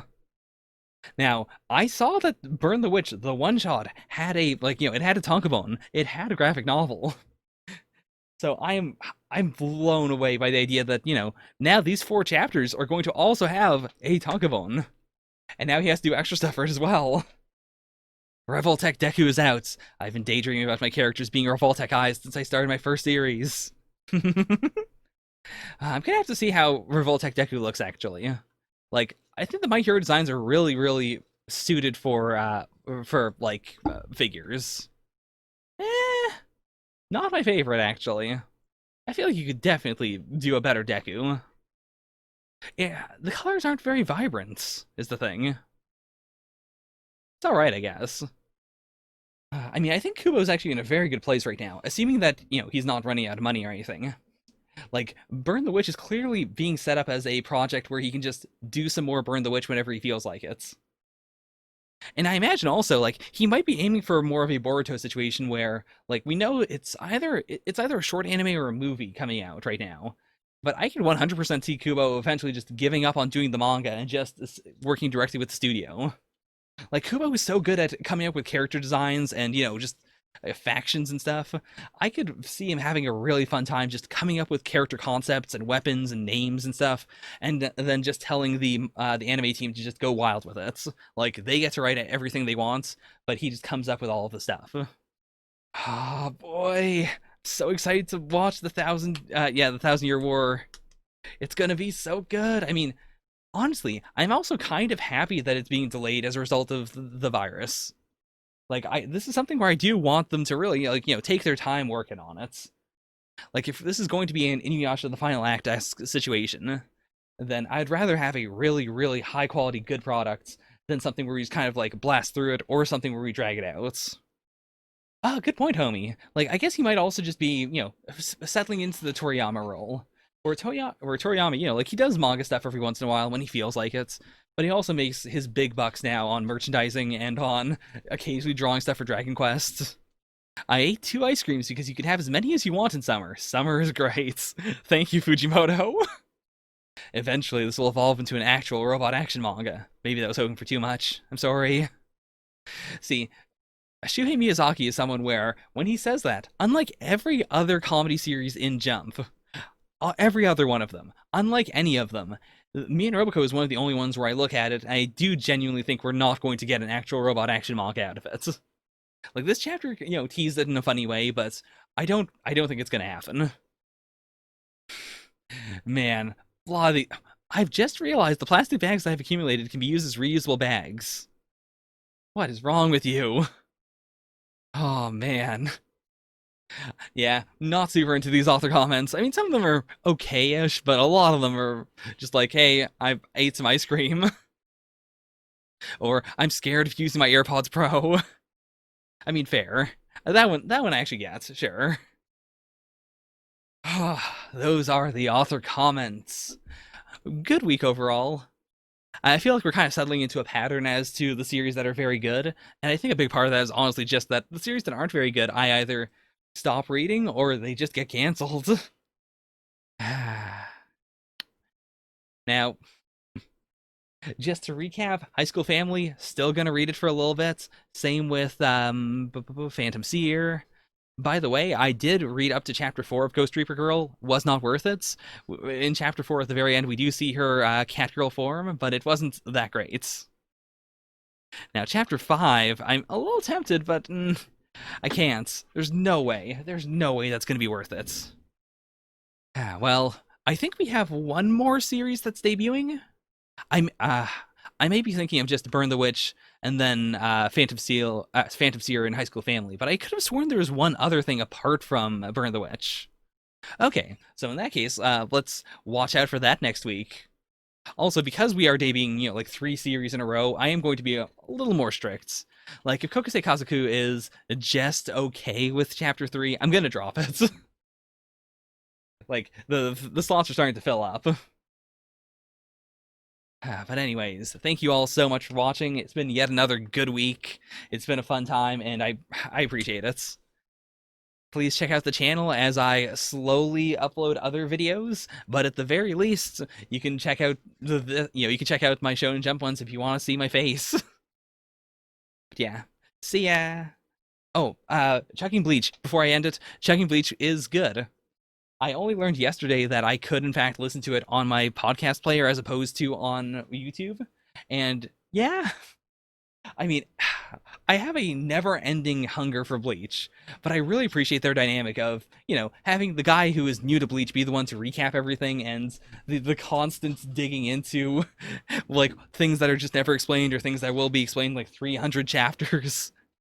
It's so weird looking at Bleach as a quote-unquote completed thing. And I say quote-unquote completed because, I mean, we're still getting content, we still have light novels, we still have the gacha game. Did you know there's, in addition to the Resurrection and the Resurrection Segunda Etapa, there are also alternate universe versions of each of the Espada that have a special Hogyoku Resurrection that is different from both of those forms of Resurrection. Ah. Anyways, that's it. No more. Gotta go. Bye for now. Yeah, yeah.